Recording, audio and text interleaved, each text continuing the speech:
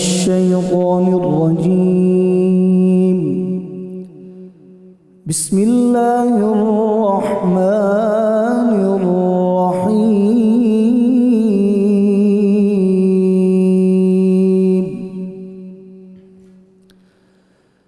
يا أيها الذين آمنوا لا تقدموا بين يدي الله ورسوله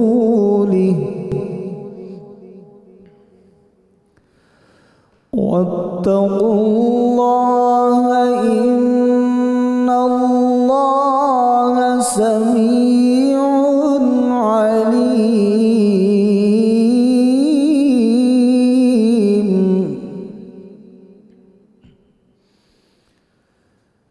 يا أيها الذين آمنوا لا ترفعوا أصواتكم فوق صوت النبي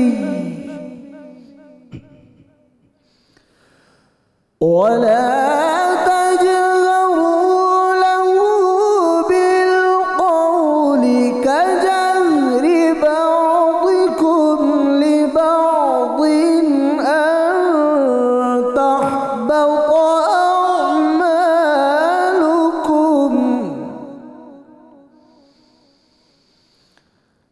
أن تحبط أعمالكم وأنتم لا تشعرون.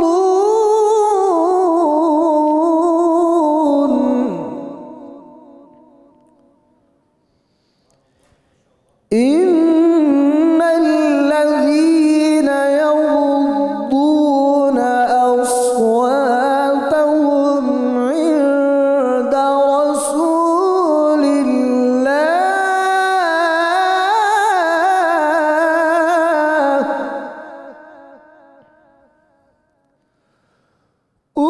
أولئك الذين امتحن الله قلوبهم للتقوى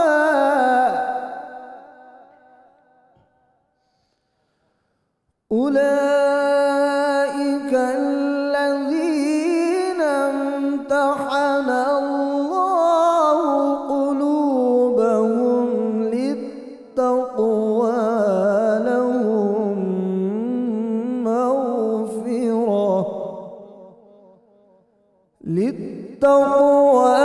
لهم مغفرة وأجر عظيم. صدق الله العلي العظيم. ماشاءاللہ جی. ملک کے معروف قاری جناب قاری حامد رضا سعیدی صاحب تلاوت کلام پاک سے ہمارے قلوب کو منور فرما رہے تھے. الحمدللہ رب العالمین والصلاة والسلام علی سید الانبیاء والمرسلین. اللہم صلی علی سیدنا و مولانا محمد وعلی آلہ و اصحابہ وبارک وسلم وصلی علیہ. دنیا کے تمام دیکھنے والوں کو، تمام چاہنے والوں کو، تمام پیار کرنے والوں کو، اور جہاں جہاں تک اس وقت میری آواز کو سنا اور مجھے دکھا جا رہا ہے، جنید اقبال کی جانب سے انتہائی محبت کے ساتھ السلام علیکم. ایک بار پھر ناظرین، آپ کو 1445 ہجری سن 2024 کی رحمت رمضان کی خصوصی براہ راست شریعت میں 16ویں روزے کے موقع پہ میں دل کی عطا گہرائیوں سے خوش آمدید کہتا ہوں. ناظرین کرام، جس دور میں میں اور آپ آج جی رہے ہیں اور جس دور میں اور آپ سانس لے رہے ہیں، آپ کو نہیں لگتا کہ آج اس دور کے اندر نفسا نفسی بے انتہا بڑھ گئی ہے؟ آپ کو نہیں لگتا کہ اس دور میں خود غرضی اور بے حسی اپنے عروج پر پہنچ گئی ہے؟ آپ کو نہیں لگتا کہ ہم نے اس دور کے اندر خود پرستی کے چولے کو اپنے اوپر پہن بھی لیا ہے اور اپنے وجود کو خود غرضی کے یوں کہیے کہ کپڑوں سے مکمل طور پہ ڈھانپ بھی لیا ہے؟ آپ کو نہیں لگتا کہ ہمارے اندر ایک ایسا انسان اب جنم لے چکا ہے جو صرف اپنے بارے میں سوچتا ہے، جو صرف اپنی یوں کہیے کہ اطمینان کے لیے جیتا ہے، جو صرف اپنی سیٹسفیکشن کے لیے جیتا ہے، جو صرف اپنی دنیا کے لیے جیتا ہے، جس کو نہ رشتوں کی فکر ہے، جس کو نہ اس بات کی فکر ہے کہ میرے ساتھ اللہ تبارک و تعالیٰ نے جو خونی رشتے جوڑے ہیں ان کی اپنی ڈیمانڈز ہیں، ان کے اپنے حقوق ہیں جو مجھے ادا کرنے ہیں، باہر طور ادا کرنے ہیں، اور اس کے ادا کیے بغیر مجھے چھٹکارا نہیں ہے۔ آپ کو نہیں لگتا کہ ہم ان تمام باتوں سے آہستہ آہستہ جو ہے ماورا ہو چکے ہیں؟ الا ماشاءاللہ، الا ماشاءاللہ۔ آپ کو نہیں لگتا کہ ہر طرف جو ہے ایک عجیب یوں کہیے کہ اپنا دوڑ لگ چکی ہے کہ بس میں صرف اور صرف اپنے بارے میں سوچوں اور اپنے علاوہ مجھے کسی اور کے بارے میں نہیں سوچنا؟ آپ کو نہیں لگتا؟ آپ کو نہیں لگتا کہ آج صورتحال یہ ہو چکی ہے کہ ہم اپنے علاوہ کسی اور کے بارے میں سوچنا بھی نہیں چاہتے، کسی اور کے بارے میں بات کرنا بھی نہیں چاہتے؟ یعنی ہم نے اپنے جو خونی رشتے ہیں ان کو مکمل طور پہ نہیں تو کسی حد تک فراموش کر دیا ہے۔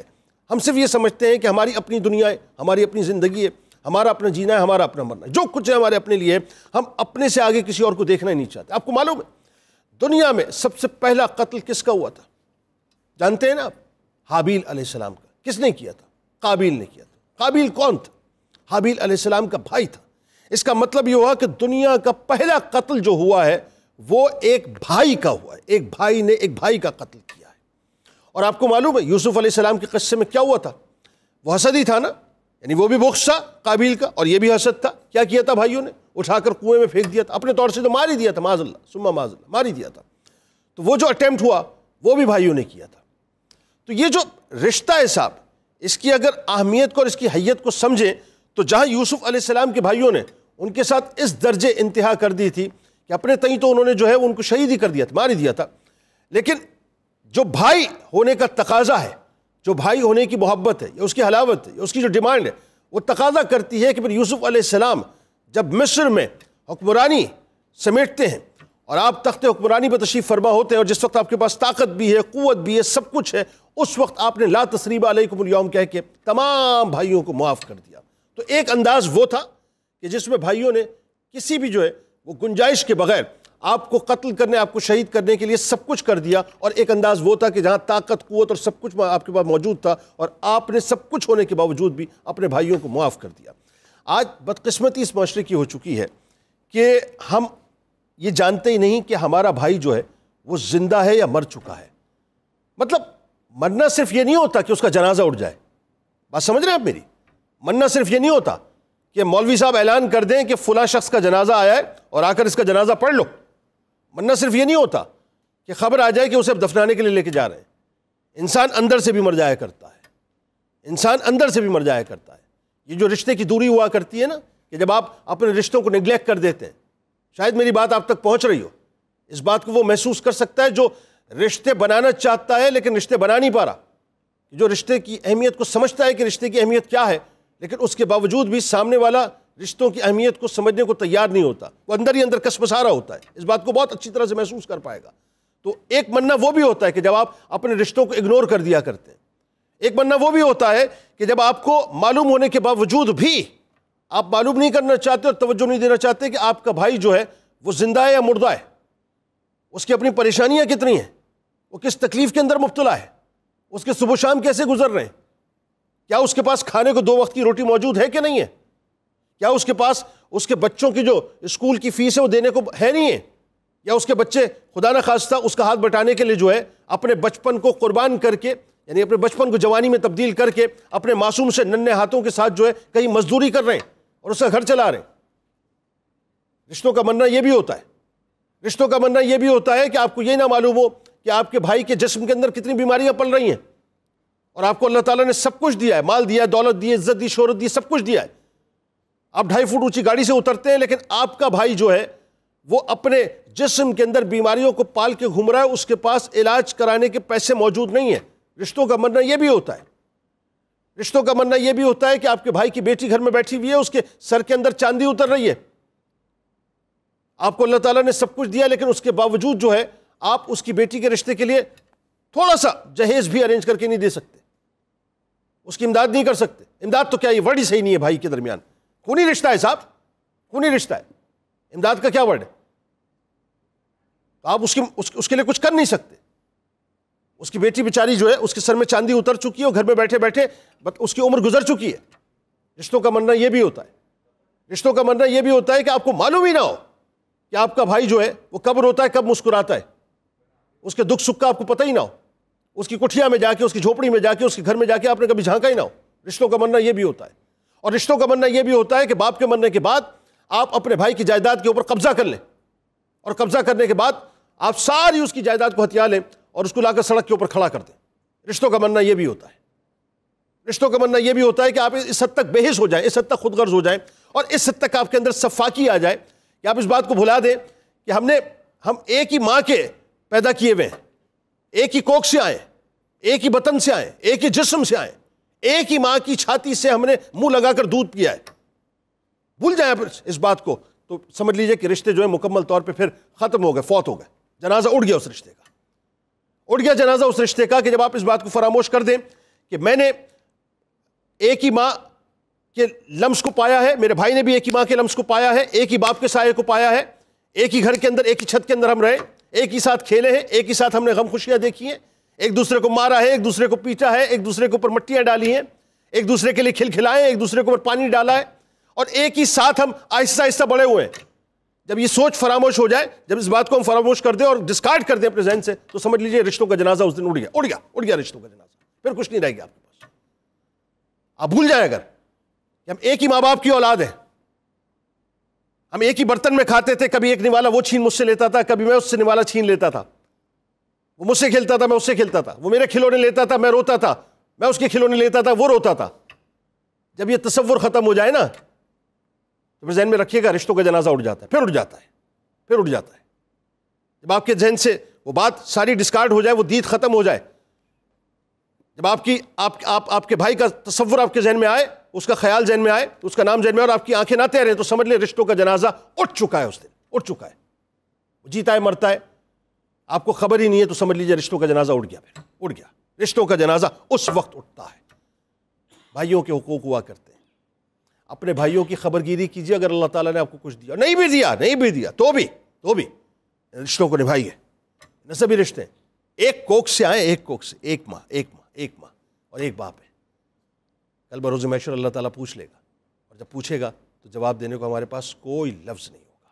آج صرف بھائیوں کے حقوق پہ بات کریں گے. آغاز کرتے ہیں. ہمارے ساتھ جو شخصیات موجود ہیں یقیناً کسی تعارف کے محتاج نہیں. پہلی شخصیت ممتاز عالم دین ہے, بہت خوبصورت مدلل گفتگو کرتے ہیں, میرے دل کے بہت قریب جناب مفتی محمد فاروق القادری صاحب تشریف فرمائیں. دوسری شخصیت ممتاز عالم دین, کمال گفتگو کرتے ہیں صاحب, محترم جناب علامہ بدر الزماں قادری صاحب تشریف فرمائیں. تیسری شخصیت یقیناً کسی تعارف کے محتاج نہیں, سلور اسکرین کی بات کریں صاحب تو ایک بہت بڑا نام پاکستان کا, 70 mm کی دنیا کے آدمی, اور قریب 300 فلمز کر چکے ہیں. لیکن میں ان کا حوالہ, ظاہر ہے وہ تو اپنی جگہ ہے, یہ پاکستان کا پرائڈ ہے, پاکستان کے نمائندہ ہے, پاکستان کی انہوں نے ترجمانی کی, پاکستان کے سفیر ہیں. لیکن ہم ان کو بلواتے ہیں بنیادی طور پہ ان کے اندر جو چھپا ہوا ایک درویش ہے, ایک بہت ہی پیارا سا مسلمان ہے, ہم چاہتے ہیں اس کو سننا بنیادی طور پہ. بہت ہی کمال شخصیت ہے ماشاءاللہ, آپ کے ہمارے ہم سب کے بہت پسندیدہ ہیں.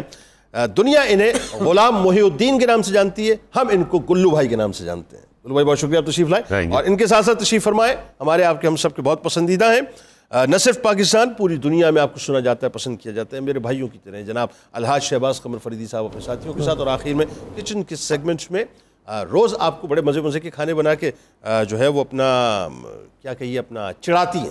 چڑھانے کا ورڈ صحیح ہے. منیرہ کرن صاحبہ ہمارے ساتھ موجود ہیں. تمام لوگوں کو خوش آمدید, السلام علیکم. کیا بنا رہی ہیں؟ ریسیپی آج بن رہے ہیں مرغ چنے. چنے, واہ. مرغ چنے. اچھا, تو کیسے بنا رہی ہوتا ہے؟ اس کو طریقہ ہے کہ چنے جو ہیں اس کو میں نے اوور نائٹ بھگو دیا تھا اور اس کو بوائل کر لی ہے. ساتھ میں چکن ہے وہ رکھا ہوا ہے, اور چنے کا جو پانی ہے وہ ساتھ اس میں یوز ہوگا. طریقہ کار اس کا یہ ہوگا کہ اس میں پیاز لیں گے تلی ہوئی, پہلے سب سے گرم مسالے سارے میں اس کو پکاؤں گی. اس کے اندر ساتھ میں نمک مرچ اور ثابت پیسے مسالے وہ ایڈ کروں گی, پھر چکن ایڈ کروں گی, پھر چنے جو ان سے وہ ایڈ کروں گی, اور چنے ہی کے تھوڑی سی نکال کے اس کی پیسٹ بنا کے وہ اس کو گاڑھا کرنے کے لیے یوز کروں گی. عام طور پہ تو اس میں مسور کی دال بھی لوگ ایڈ کرتے ہیں, لیکن میں اس کی ہی چنے کی ڈال کے اس میں اس کی گریوی تھک کروں گی, اور پھر اس کو ہلکی آنچ پکانے کے لگوں. پھر بنا ہوا زیرہ گرم مسالہ اس کو بھون کے روسٹ کر کے اس کو میں اس کا پاؤڈر بنا کے اس کو بلینڈ کر کے پھر اس کی گارنش. اس کی پتہ خوبی کیا ہے؟ جی, اس کی خوبی یہ ہے کہ اس میں ایک تو یہ بنے دیسی گھی میں, پتہ نہیں مجھے نہیں پتا آپ کس میں بنا رہی ہیں. دوسرا اس میں ایک تہ جو ہے نا الگ سے گھی کی بالکل نمایاں ہونی چاہیے. جو مرغ چھولے ہیں نا اس کا مزہ یہ ہے کہ ایک الگ سے, بہت توجہ سے دیکھ رہے ہیں آپ شہباز بھائی, ایک تہ الگ سے جو ہے نا دیسی گھی کی نمایاں ہو. آپ کو پتہ ہے کراچی میں سب سے بہترین آپ کو پتہ ہے مرغ چھولے کہاں ملتے ہیں بتائیں؟ ہمیں تو لاہور کا پتہ ہے, آپ کو ہمیں کراچی کا پتہ ہے. کراچی میں سٹی کوڈ کے پاس جو ہے بڑے کمال مرغ چھولے ملتے ہیں. او ہو مطلب جو لوگ مجھے سن رہے ہیں وہ ریلیٹ کر رہے ہیں. لاہور کے بھی بڑے مشہور ہیں, کراچی کے بھی بڑے مشہور ہیں. آپ لاہور کے منگوائیں, ہم کراچی کے منگواتے ہیں. سب سے پہلے لاہور میں آ کے کھاتے ہیں. شک کیا کہ آپ کہیں ریسٹورنٹ چلاتے رہے. بات تو ساری ٹیسٹ کی ہے کہ جو ٹیسٹ ڈیولپ ہو جائے, جس کا جو ٹیسٹ بنے گا. اور مجھے گارنٹی ہے کہ جو میں یہ بناؤں گی آپ کراچی اور لاہور دونوں کے بھول جائیں گے. کیوں کھائیے تو دیکھیں, میں تو سیدھی بات ہے, کیا وہ عین الیقین, علم الیقین, حق الیقین ہے نا, تو حق الیقین, ہم تو حق الیقین دیکھیں گے پھر اس کے بعد کیا ہوتا ہے. جی چلے اور کیا بنا رہی ہیں؟ اچھا سیکنڈ جو ہماری پاپڑی چاٹ بنا رہی ہوں جس میں دہی ہوگی اور دہی پکوڑیاں ہوں گی, اور جو اس کی پاپڑی ہے وہ میں یہیں پہ بناؤں گی جس میں میدے کی جو بیل کے اس کو انڈے کے ساتھ بنا کے اس کو فرائی کر کے اس کو کرش کر کے اس کے ساتھ اس کو ایڈ کروں گی. تھرڈ جو ہماری بنی ہے ڈیٹ اینڈ اسٹرابری اسموتھی بن رہی ہے جس میں اس میں اسٹرابریز ہوں گی, ساتھ میں کھجوروں کا پلپ ہوگا, ساتھ میں یوگرٹ ہوگی, آئس کیوبز ہوگی, اور اس کے ملا کے ایک ڈرنک سی بنے گی.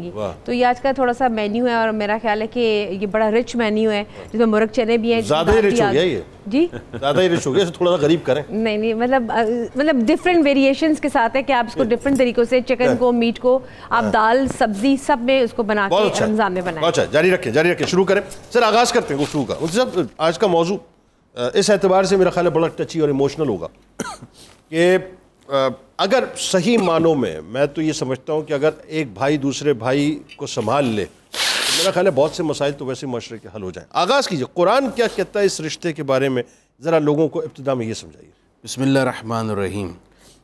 آپ نے مقدس ترین رشتے اور بڑے ہی نازک اور اہم رشتے یعنی بھائی بھائی کے رشتے سے متعلق جو خرابیاں اس وقت سوسائٹی میں اپنے انٹرو میں پوائنٹ آؤٹ کی ہیں, بالکل ایسا ہی ہے. اللہ, بلکہ اخبارات اور ٹی وی چینلز کی خبریں تو بڑی ہی اس سے متعلق المناک ہوتی ہیں. جناب کہیں کان میں خبر پڑتی ہے کہ فلاں بھائی نے جائیداد کے لیے بھائی کا قتل کر دیا.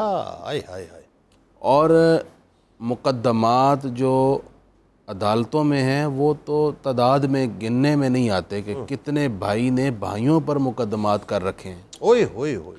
اور اس میں 99% مقدمات جھوٹے ہیں. ہاں جھوٹے ہوتے, صحیح بات. مقصد صرف اور صرف دولت کا حصول ہے, جائیداد پر قبضہ ہے. حالانکہ یہ اتنا بڑا رشتہ ہے کہ ایک ہی باپ اور ماں کا خون ہے, دونوں ایک ہی تھالی میں کھایا, ایک ہی سائبان میں پلے بڑھے, ایک ہی بستر پر سوئے, اکٹھے کھیل کھیل کر ایک دوسرے سے لڑ جھگڑ کر محبتوں کی ڈور میں بندے پروان چڑھے. اس سے قریب رشتے کا ماں باپ کے بعد تصور نہیں ہے. نہیں, صحیح, بالکل ٹھیک. اسی لیے قرآن مجید نے جہاں کہیں یہ فرمایا نا وَبِالْوَالِدَيْنِ إِحْسَانًا وَبِذِي الْقُرْبَىٰ کہ ماں باپ کے ساتھ اس نے سلوک کرو اور ذی القربیٰ کے ساتھ. اللہ اکبر. ذی القربیٰ کہتے ہیں قرابت دار کو, اور قرابت داروں میں سر فہرست سب سے پہلے اگر کوئی ہے ماں باپ کے بعد تو یہ بھائی بھائی ہیں. اللہ اکبر. یا بہن بھائی ہیں. اللہ اکبر. کیونکہ دونوں ایک ہی ماں باپ کا خون ہے. اللہ اکبر. اچھا, اسی طرح قرآن مجید میں اللہ تعالیٰ تو انسانی نفسیات کو سب سے بہتر جانتا ہے. بالکل ٹھیک ہے. اس لیے رب العزت نے اس رشتے سے متعلق ڈرایا بھی ہے. سورہ نساء میں فرمایا وَاتَّقُوا اللَّهَ الَّذِي تَسَاءَلُونَ بِهِ وَالْأَرْحَامَ, تم اللہ سے ڈرو جس کا نام لے کر تم ایک دوسرے سے اپنی حاجتیں طلب کرتے ہو, وَالْأَرْحَامَ, اور اپنے رحم کے رشتے کے حوالے سے خاص طور پر اللہ سے ڈرنا. اور وہ رشتہ کون سا ہے؟ وہ بھائی کا بھائی سے رشتہ. تو اس حوالے سے بھی ڈرایا گیا. ٹھیک. اسی طرح قرآن مجید میں ایک اور مقام پر یوں فرمایا گیا, مومنین کی صفات بیان کی گئی, اللہ رسول پر ایمان ہے کس کا. ٹھیک. ان کی نشانیاں بیان کی گئیں کہ کون کون صاحب ایمان ہے. اللہ. دین, خدا, رسول کسے مومن اور مسلمان کہتے ہیں؟ اللہ. میں والذین یصلون ما امر اللہ بہ ان یوصل, یہ وہ لوگ ہیں کہ جو رشتہ رب رسول نے قائم کیا ہے کچھ بھی ہو جائے جیسی قربانی دینی پڑے دے دیں لیکن اس رشتے کو بچا لیں. کیا بات, یہ ہے مومن. کیا بات, اور کیا کمال ابتدا اس وقت مفتی صاحب نے فرمائی ہے. یہ مقدمہ باندھ دیا انہوں نے کہ ایکچولی جو ڈیفینیشن ہے وہ یہ ہے کہ رشتہ نبھانا ہے ہر قیمت. حدیث مبارکہ اس حوالے سے کیا کہتی ہیں ذرا, کیونکہ میرا خیال ہے ہمیں سب سے پہلے قرآن اور حدیث ہی سے بات کرنی چاہیے, اس کے بعد پھر ہم اپنی جزیات اور اپنی علم کے مطابق جو ہے بات کو آگے بڑھائیں. حدیث کیا کہتی ہیں ذرا یہ بتائیے, جو بھائیوں کے معاملے میں, اس رشتے کے معاملے میں بتائیے ذرا. میں جب اس حدیث کو پڑھتا ہوں اور اس کی ڈیپتھ میں جاتا ہوں, جب میں پیش کرنے جا رہا ہوں, تو میں سمجھتا ہوں کہ اگر میں اور آپ اور ہمارا معاشرہ جو ہے اگر اس پر عمل کر لے تو باہمی افتراق اور انتشار ختم ہو جائے. رسالت امام فرمایا, امام بہقی کی حدیث ہے, حق کبیر الاخوۃ علی صغیرہم, کہ بڑے بھائی کا حق چھوٹے بھائی پر ایسے ہے حق الوالد علی ولدہ, جیسے باپ کا حق بیٹے پر ہے. اللہ, یہ بڑے بھائی کا مقام ہے, بڑے بھائی کا مقام. اللہ. اور اگر آپ اس حقیقت کو سمجھ لیں, اس حقیقت کو سمجھ لیں, یہ میرا بڑا بھائی میرے باپ کی جگہ پہ ہے, سبحان اللہ, اور اس کے بعد میں سمجھتا ہوں سارے جھگڑے ختم ہو جاتے ہیں. اس کو اللہ حاضر کیا نیچے لیتے آئیں, جو آپ سے امیجیٹ بڑا بھائی ہوگا وہ باپ کی جگہ پر ہوگا. اور جس طرح آپ اپنی زندگی میں اپنے والد کا احترام کرتے ہیں, ان کے سامنے سرنگو رہتے ہیں اور ہر بات کی مشاورت ان سے کرتے ہیں, ان کے پوچھے بغیر آپ قدم نہیں اٹھاتے, اور اپنی تمام مشاورت کی برکات کا حصول آپ وہاں سے لیتے ہیں, تو میں سمجھتا ہوں اس کے بعد جھگڑے سارے ختم ہو جاتے ہیں جب آپ ان کو اپنے باپ کا مقام دیں گے. اچھا, یہ مفتی صاحب گئے وقتوں میں مجھے یاد ہے, میں اس پہ بات کروں گا ابھی گلو بھائی سے بھی, کہ یہ ہوتا تھا کہ بڑے بھائی کو باپ ہی سمجھتے تھے. باپ ہی سمجھتے ہم اس کو سمجھتے تھے یہ ہماری نارمز اور کلچرل ویلیوز ہیں, ایکچولی یہ ہمارا دین ہے. دین ہے, یہ دین ہے. یہ آج بھی بعض برادریوں میں ہے, ایسا ہے, جب باپ فوت ہوتا ہے تو بڑے بھائی کے سر پر باقاعدہ پگڑی باندھی ہے اور اس سے خاندان کا بڑا قرار دیا جاتا ہے. یعنی یہ صرف کلچرل ویلیوز نہیں ہیں, یہ دین ہے ایکچولی. یعنی بالکل وہ جو باپ کا مقام اور مرتبہ ہے اور اس کے جو حقوق ہیں وہ بڑے بیٹے کو منتقل کر دیے جاتے ہیں. باقاعدہ اس کو پگڑی پہنائی جاتی ہے, اور پہنانے کے بعد برادری میں اعلان کر دیا جاتا ہے کہ جو احکامات ان کے والد دیا کرتے تھے اب ان کے احکامات پہ عمل ہوگا اور ان کی جگہ یہ کام کریں گے. کیا اچھی بات. اور میں سمجھتا ہوں حدیث پاک میں آتا ہے, رسالت امام نے ارشاد فرمایا, جب دو بھائی آپس میں گلے ملتے ہیں ان کے دل میں کوئی کینہ نہیں ہوتا اس سے پہلے کہ ان کے بدن جدا ہوں, اللہ ان کے صغیرہ گناہوں کو معاف فرما دیتا ہے. یہ بات ہو رہی ہے جو اللہ اس کے رسول کے ماننے والے ٹھیک ہے, مطلب مطلقاً جو اسلام کے ماننے والے ہیں. تو یعنی اسی طرح جب دو مسلمان بھائی آپس میں مصافحہ کرتے ہیں, سارے مومن بھائی ہیں آپس میں, جب وہ مصافحہ کرتے ہیں اور اس سے پہلے کہ ان کے ہاتھ جدا ہوں, اللہ تعالیٰ ان کے صغیرہ گناہوں کو معاف فرما دیتا ہے. میں یہاں یہ عرض کرنا چاہتا ہوں کہ اگر جو دینی بھائی ہیں ان سے مصافحہ کرنے اور معانقہ کرنے کا اتنا بڑا اجر ہے, تو جو حقیقی بھائی ہے, نسبی بھائی ہے, جس نے مل کے دودھ پیا ہے, دودھ شریک بھائی ہے, مجھے بتائیے جو ماں کے ساتھ جس نے جنم لیا, ایک ہی گھر میں کھیلے, ان کا مقام اور مرتبہ کیا ہوگا. وہ جو رحم کا معاملہ ہے ذرا اس کے بارے میں بات کی نا, کہ رحمان نے جس طرح رحم جو ہے رحمان سے مشتق ہے, اور رحم نے اللہ کی بارگاہ میں عرض کی, یا اللہ میں اس وقت تیری پناہ چاہتا ہوں. کہ اللہ نے فرمایا تو کس بات پہ پناہ چاہتا ہے, یا اللہ یہ لوگ مجھے توڑیں گے. اللہ نے فرمایا جو تجھے کاٹے گا اس کو میں کاٹ کے رکھ دوں گا, اور جو تجھے جوڑے گا اسے میں جوڑ کے رکھ دوں گا. تو گویا رحم کے رشتوں کی اس قدر اہمیت ہے کہ جو رحم کے رشتوں کو, اور آج جنید سب سے بڑا مسئلہ یہ ہے, ہم سمجھتے ہیں کہ ہمارا سب سے بڑا شریک ہمارا بھائی ہے, یعنی اب سب سے بڑی خرابی ہے, یعنی ہم نے اسلام سے کی تعلیمات سے اس طرح انحراف کیا کہ دوست جو ہیں وہ اپنے بھائی سے آگے ہوتے ہیں, وہ مقدم ہوتے ہیں. یہ حدیث پاک بھی ہے, اس کا ہمیں مفہوم ملتا ہے. جی, قیامت کی علامت میں آثار قیامت میں سے لوگ والد کو چھوڑ کے دوستوں کے قریب ہو جائیں گے. وہی میں بات عرض کرتا ہوں کہ جو ہم نے ڈیو رائٹ نہیں دیا نا, اگر ڈیو رائٹ دیں تو میں سمجھتا ہوں سارے فساد ختم ہو جائے. اصل بنیادی چیز یہ کہ ہمیں انہی چیزوں کو دیکھنا ہے. رسالت امام سے جب مواقعات قائم کی تو آپ اب دیکھیے نا, وہ کمال کا, یعنی وہ سگے بھائی نہیں تھے, لیکن ان کا ایکٹ آپ دیکھیں, ان کے آپ اعمال کو دیکھیں, رویوں کو دیکھیں, اپنی زمینیں دے دیں اور اپنی بیویوں کو ڈائیورس کر کے کہا یہ ان سے نکاح کر لیں, اور یہ ہر حوالے سے انہوں نے قربانی دی.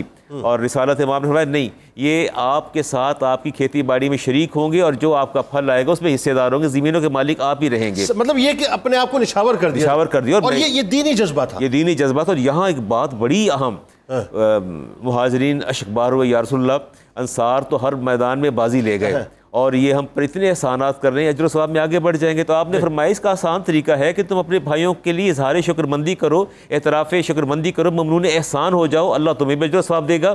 تو گویا باہمی رشتہ کس طرح قائم کیا کہ اگر ایک بھائی احسان کرتا ہے دوسرا بھائی اس کا شکر گزار ہو جائے. من لم یشکر الناس لم یشکر اللہ, جو اپنے بھائی کا شکر ادا نہیں کر سکتا رب کا شکر ادا نہیں کر سکتا. ٹھیک ناظرین ہمارے ساتھ جڑے رہیے. ابتدائی گفتگو بڑی کمال علماء کرام نے کر دی اور اب اس پہ ظاہر کھل کے بات کرتے ہیں.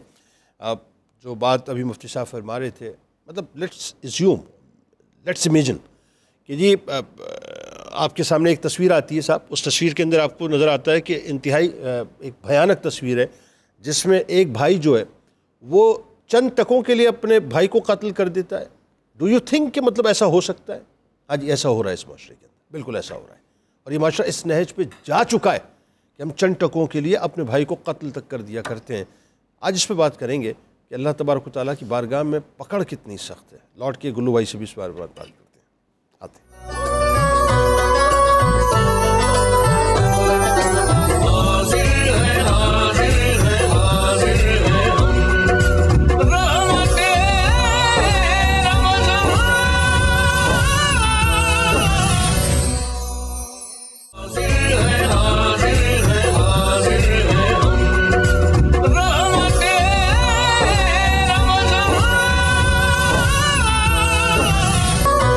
جناب ایک بار پھر میں آپ کو خوش آمدید کہتا ہوں. 16واں روزہ ناظرین, اور آج جو گفتگو ہو رہی ہے وہ بڑی ٹچی, بڑی ایموشنل گفتگو اس اعتبار سے کہ جن بچوں کے ساتھ ماں باپ کی بڑی شفقتیں, اور ظاہر تمام ہی ماں باپ کی شفقتیں ہوتی ہیں, کون سے ماں باپ ہیں جو چاہتے ہیں کہ صاحب شفقت نہ دیں, تو بچوں کی شفقتیں, بچوں پر جو ماں باپ کی شفقتیں ہوا کرتی ہیں, ان شفقتوں کے بعد جب والدین یہ دیکھتے ہیں کہ بڑے ہونے کے بعد یہ ایک دوسرے کے قتل کے در پہ ہو گئے, ایک دوسرے کو مارنے کے در پہ ہو گئے, تو پھر سوچیے کہ ان کا دل کتنا کٹتا ہوگا. گلو بھائی ذرا یہ بتائیے, مفتی صاحب جو بات کر رہے تھے, یہ جو بڑا بھائی ہوتا ہے, اس بڑے بھائی کو ہم نے اب بڑا بھائی سمجھنا ہی چھوڑ دیا معاشرے میں. جو ایک تصور ہمارے یہاں تھا کہ بڑا بھائی ایک باپ کی طرح ہوتا ہے, اور شریعت بھی یہ کہتی ہے.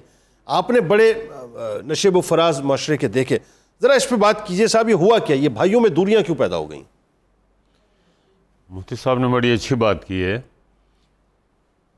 یہ جو رواج ہے نا, ایک ہمارے کلچر کا ایک حصہ ہے, اور خاص طور پہ گاؤں اور دیہاتوں میں یہ چیزیں بہت ہیں, جو میں سمجھتا ہوں کہ بہت اچھی چیز ہے. یہ شہروں میں نہیں ہے یہ چیزیں, ٹھیک ہے. تو اس سے ایک احساس ذمہ داری پیدا ہو جاتا ہے. ٹھیک. اس کو جو بڑا بھائی ہے اس کو یہ احساس ہوتا ہے کہ یار میرے سر کے اوپر میرے باپ کی پگڑی ہے. تو کوئی تو ہوتا نا خونی رشتہ جس سے انسان کے اندر ایک جذباتیت پیدا ہو جاتی ہے. بالکل ٹھیک. اگر مجھے کوئی یہ ذمہ داری دے گا کہ یہ تمہاری ذمہ داری ہے, تم نے اس کو یہ کرنا ہے, میرے بڑے, تو وہ احساس دلاتا رہے گا مجھے. ان کا جو خون ہے وہ خود میرے خون کو گرمائی پیدا کرے گا کہ آپ نے یہ کام کرنا ہے. وہ چیزیں ختم ہو چکی ہیں. یہ سب سے بڑی بات یہ ہے. اور ہوا یہ ہے, آپ دیکھیں بڑی امپورٹنٹ بات میں کہہ رہا ہوں کہ جوائنٹ فیملی سسٹم میں بڑی برکت تھی. بالکل ایسا ہے. باپ چاہے 100 سال کا ہو, لیکن اس کا ایک احترام, اس کا تقدس, اس کا ایک روب, اس کا پیار, ہر چیز انسان کے ذہن پہ سوار ہوتی. بالکل ایسا ہے. ایک انجانے طور پہ اس کا ایک روب آپ کے ذہن میں ہوتا تھا کہ آپ گھر میں گھس رہے ہیں تو کوئی باپ نے یہ نہ دیکھ لیا کہ تم دیر سے کیوں آئے ہو. صحیح. تو وہ چیزیں گھر سے نکلتے وقت بتانا, ان کے ساتھ رابطے میں رہنا, ان کے ساتھ بیٹھنا, وہ ساری چیزیں ختم ہو گئی ہیں. اس لیے کہ ہم لوگ ان رسم و رواج سے بہت دور چلے گئے ہیں.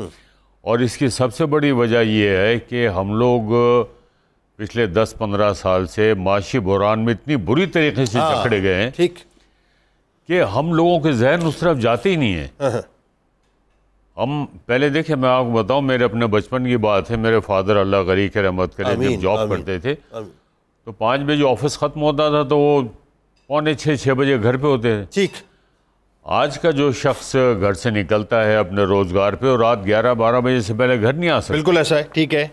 کیونکہ وہ اگر بزنس کر رہا ہے تو اس کی کوشش یہ ہے کہ یار ابھی آنے والے دنوں میں میرے گھر پہ 50,000 کا بل بھی آئے گا, بچوں کی فیس بھی دینی ہے 50,000 روپے, میرے کچن کا خرچہ جو ہے وہ 1 لاکھ پہ پہنچ گیا ہے. وہ تمام معاشی بحران جو اس کو مجبور کرتے ہیں کہ زیادہ سے زیادہ کام کرے, تو وہ اپنے گھریلو معاملات پہ, اپنے بچوں کی طرف یہ تہذیب، یہ تمدن، یہ ساری چیزوں کی طرف توجہ نہیں ہے. اچھا اب بچے جو ہیں، جب ہر شخص یہ چاہتا ہے کہ اس کو کوئی گائیڈنس ملے، بچے جو وہ میڈیا کو فالو کرتے ہیں. ٹھیک ہے. میڈیا کے اوپر ویسٹ کی ڈومینیشن آ چکی ہے. بالکل ٹھیک ہے. یہ یوٹیوب ہے، یہ چینل ہے، یہ واٹس ایپس ہیں، یہ سارا کچھ جو ہے یہ کیا ہے. ٹھیک ہے نا. تو یہ سارے ایشوز ہیں ہمارے. تو میں سمجھتا ہوں کہ جو آج کے بڑے ہیں، جو سینسٹیو ہیں، اپنی قدروں کو پہچانتے ہیں اور سمجھتے ہیں، ان کو کم از کم شیئر کرنا چاہیے چیزوں کو.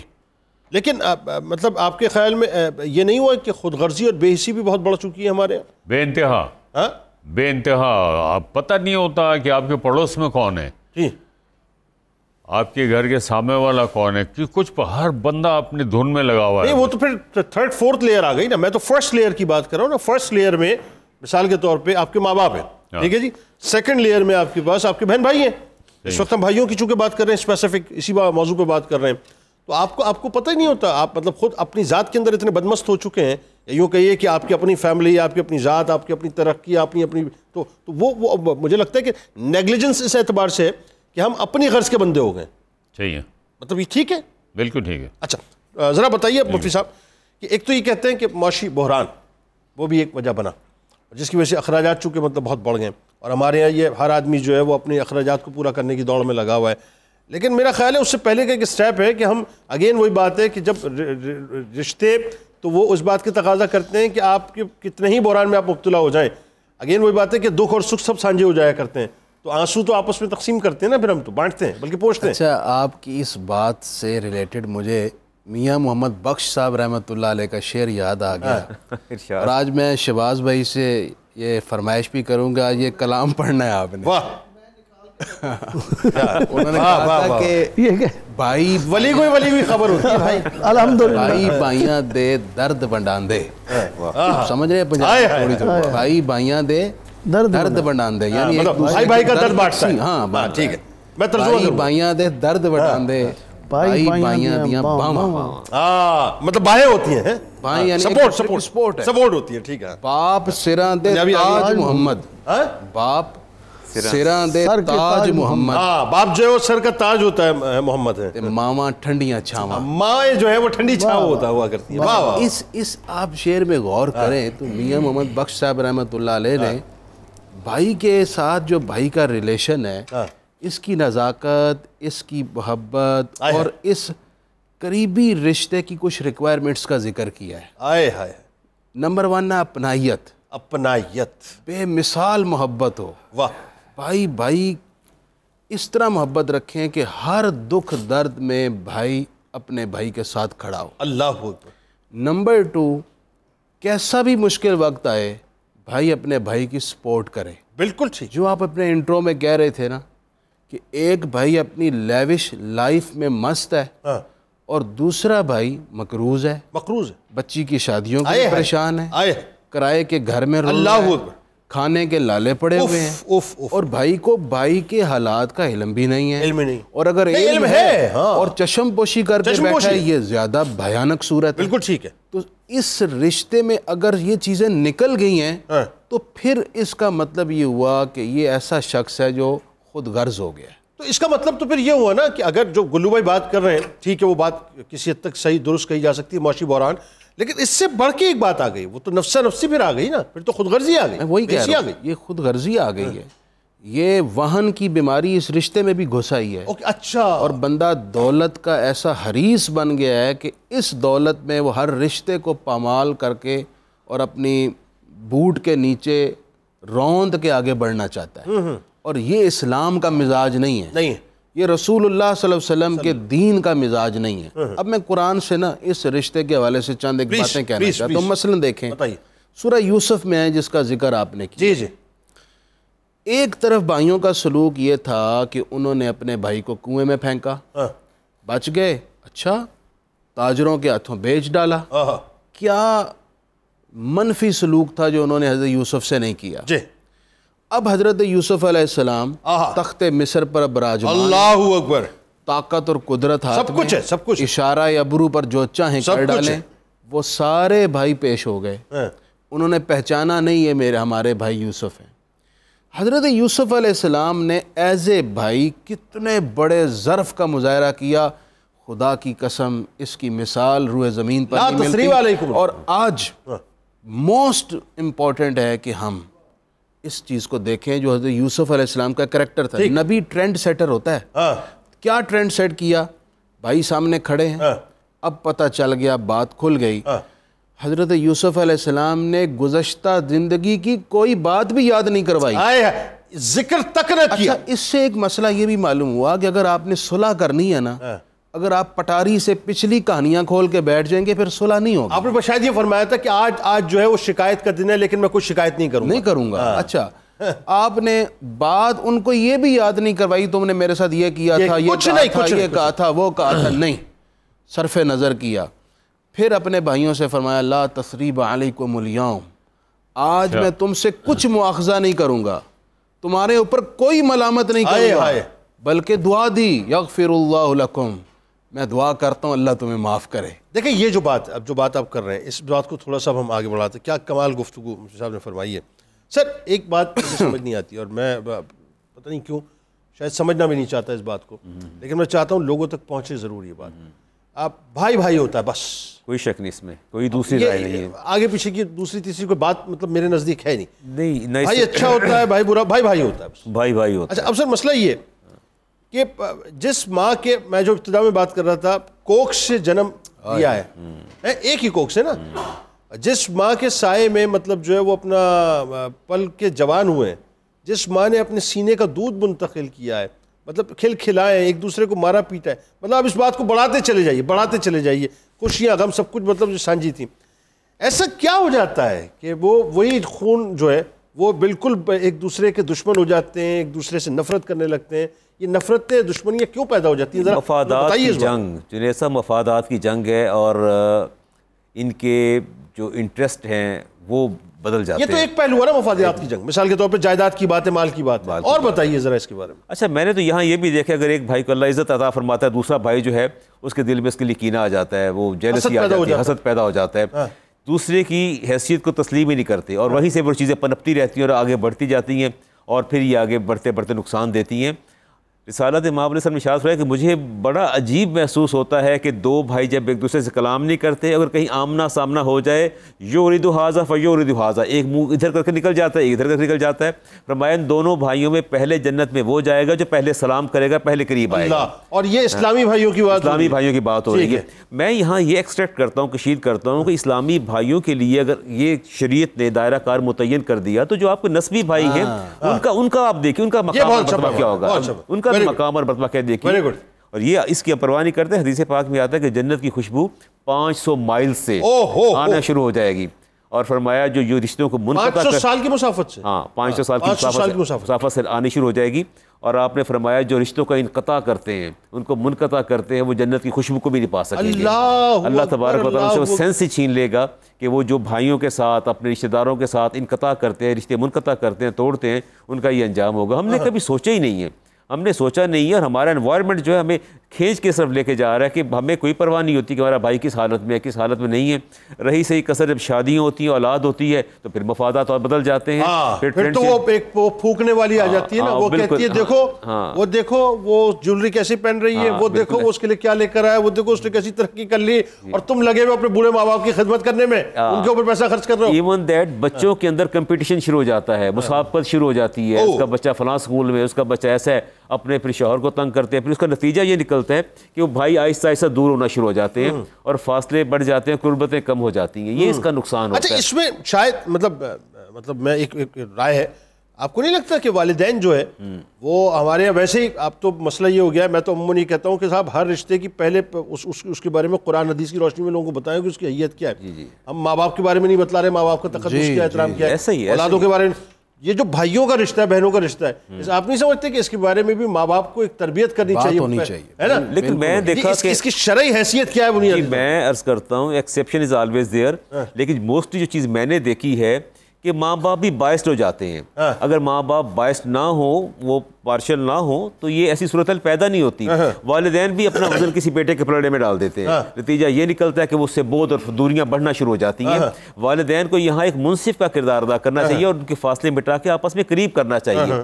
والدین اکثر میں نے دیکھا والدین کسی نہ کسی بیٹے کے پلڑے میں وزن ڈال دیتے ہیں, نتیجہ یہ نکلتا ہے دوسرا احساس محرومی کا شکار ہو جاتا ہے اور وہ پریشان رہتا ہے. وہاں سے دشمنیاں, وہاں سے پھر دشمنیاں, وہاں سے نفرتیں بڑھتی ہیں اور پھر وہاں سے کیا پیدا ہونا شروع ہوتا ہے, وہاں سے پھر فاصلے بڑھتے ہیں اور پھر وہ جنید صاحب دشمنی وہاں نہیں رہتی, وہ نسلوں میں منتقل ہوتی ہے, کزنز کے اندر, پھر اولادوں کی اولادیں جو ہیں, اور پھر ملنا گوارا نہیں کرتے, خوشیوں غمیوں میں شریک ہونا بند کر دیتے ہیں, نہیں آتے. تو وہ جو بنیاد فراہم کی والدین نے, اگر والدین اپنا رول صحیح معنوں میں پلے کریں, کردار ادا کریں اور بچوں کو قریب تر رکھیں, ان کو سمجھاتے رہیں, تربیت کرتے رہیں, تو میں یہ سمجھتا ہوں کہ شاید یہ فاصلے یعنی والدین بیسیکلی رول کو ڈیفائن کریں ہے نا. جو چھوٹا بچہ مطلب چھوٹا بیٹا ہے اس کا رول ڈیفائن ہو والدین کی طرف سے, بڑا بھائی ہے اس کا رول ڈیفائن ہو, پھر والد خود بیٹھ کے سمجھائے کہ بیٹا دیکھو زندگی موت کا پتہ نہیں, لیٹ سپوز اگر میری آنکھ بند ہو جاتی ہے کسی بھی لمحے, تو جو تمہارا بڑا بھائی ہے تمہارا بڑا بھائی نہیں ہے, تمہارے باپ کی جگہ ہے نا. یہ سمجھانے کی ضرورت ہے. اسی طرح سے تمہارا جو چھوٹا بھائی ہے تمہارا چھوٹا بھائی نہیں ہے, تمہاری اولاد کی جگہ.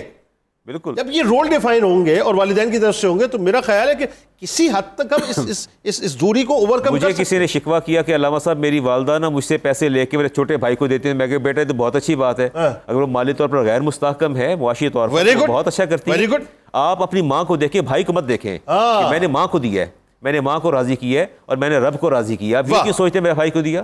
یہ تو سوچ کا انداز. اور اگین وہی بات, اس میں ایک اور سوال پیدا ہوتا ہے, پھر ہم آگے جا کے بات کرتے ہیں کہ لیٹ سپوز آپ کا بھائی صحیح نہیں, ٹھیک ہے ہوتا ہے, بہت سے بھائی صحیح نہیں ہوتے, بھائی آپ بہت کچھ اچھا کرنے کی کوشش کر رہے ہوتے ہیں, لیکن پتہ نہیں وہ اس کے ایک خناس ہوتا ہے اس کے ذہن میں جو نا, وہ ایک تار اس کا آگے پیچھے ہوا ہوتا ہے, وہ نہیں ہوتا سیٹ وہ.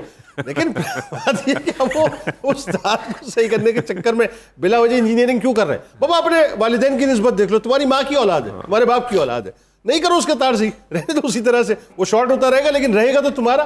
ہمارے ساتھ رہیے, گلو بھائی سے لوٹ کے بات کرتے ہیں.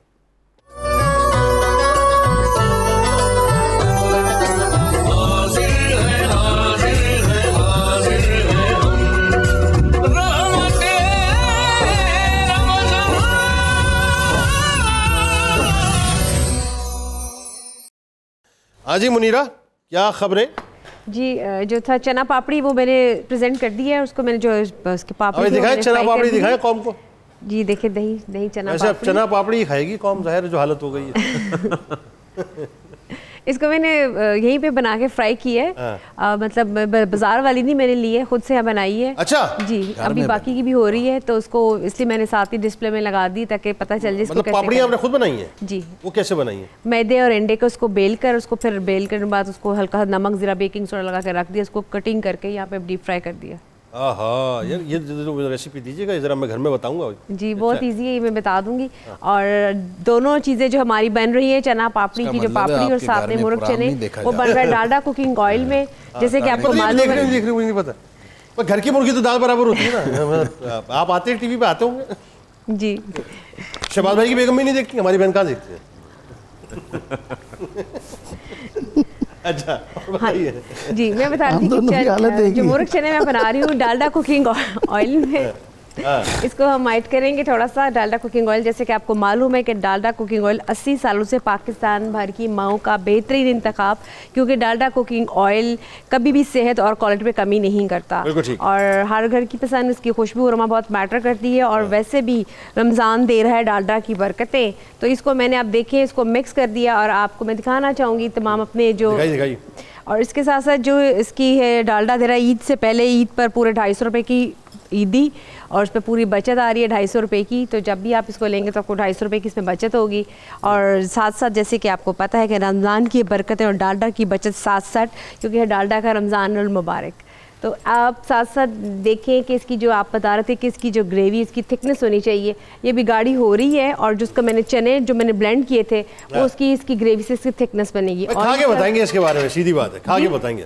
ہم تو کراچی کے مرغ چھولوں کے فین ہیں، آگے بتائیں گے کیا گلو بھائی کھائے آپ نے؟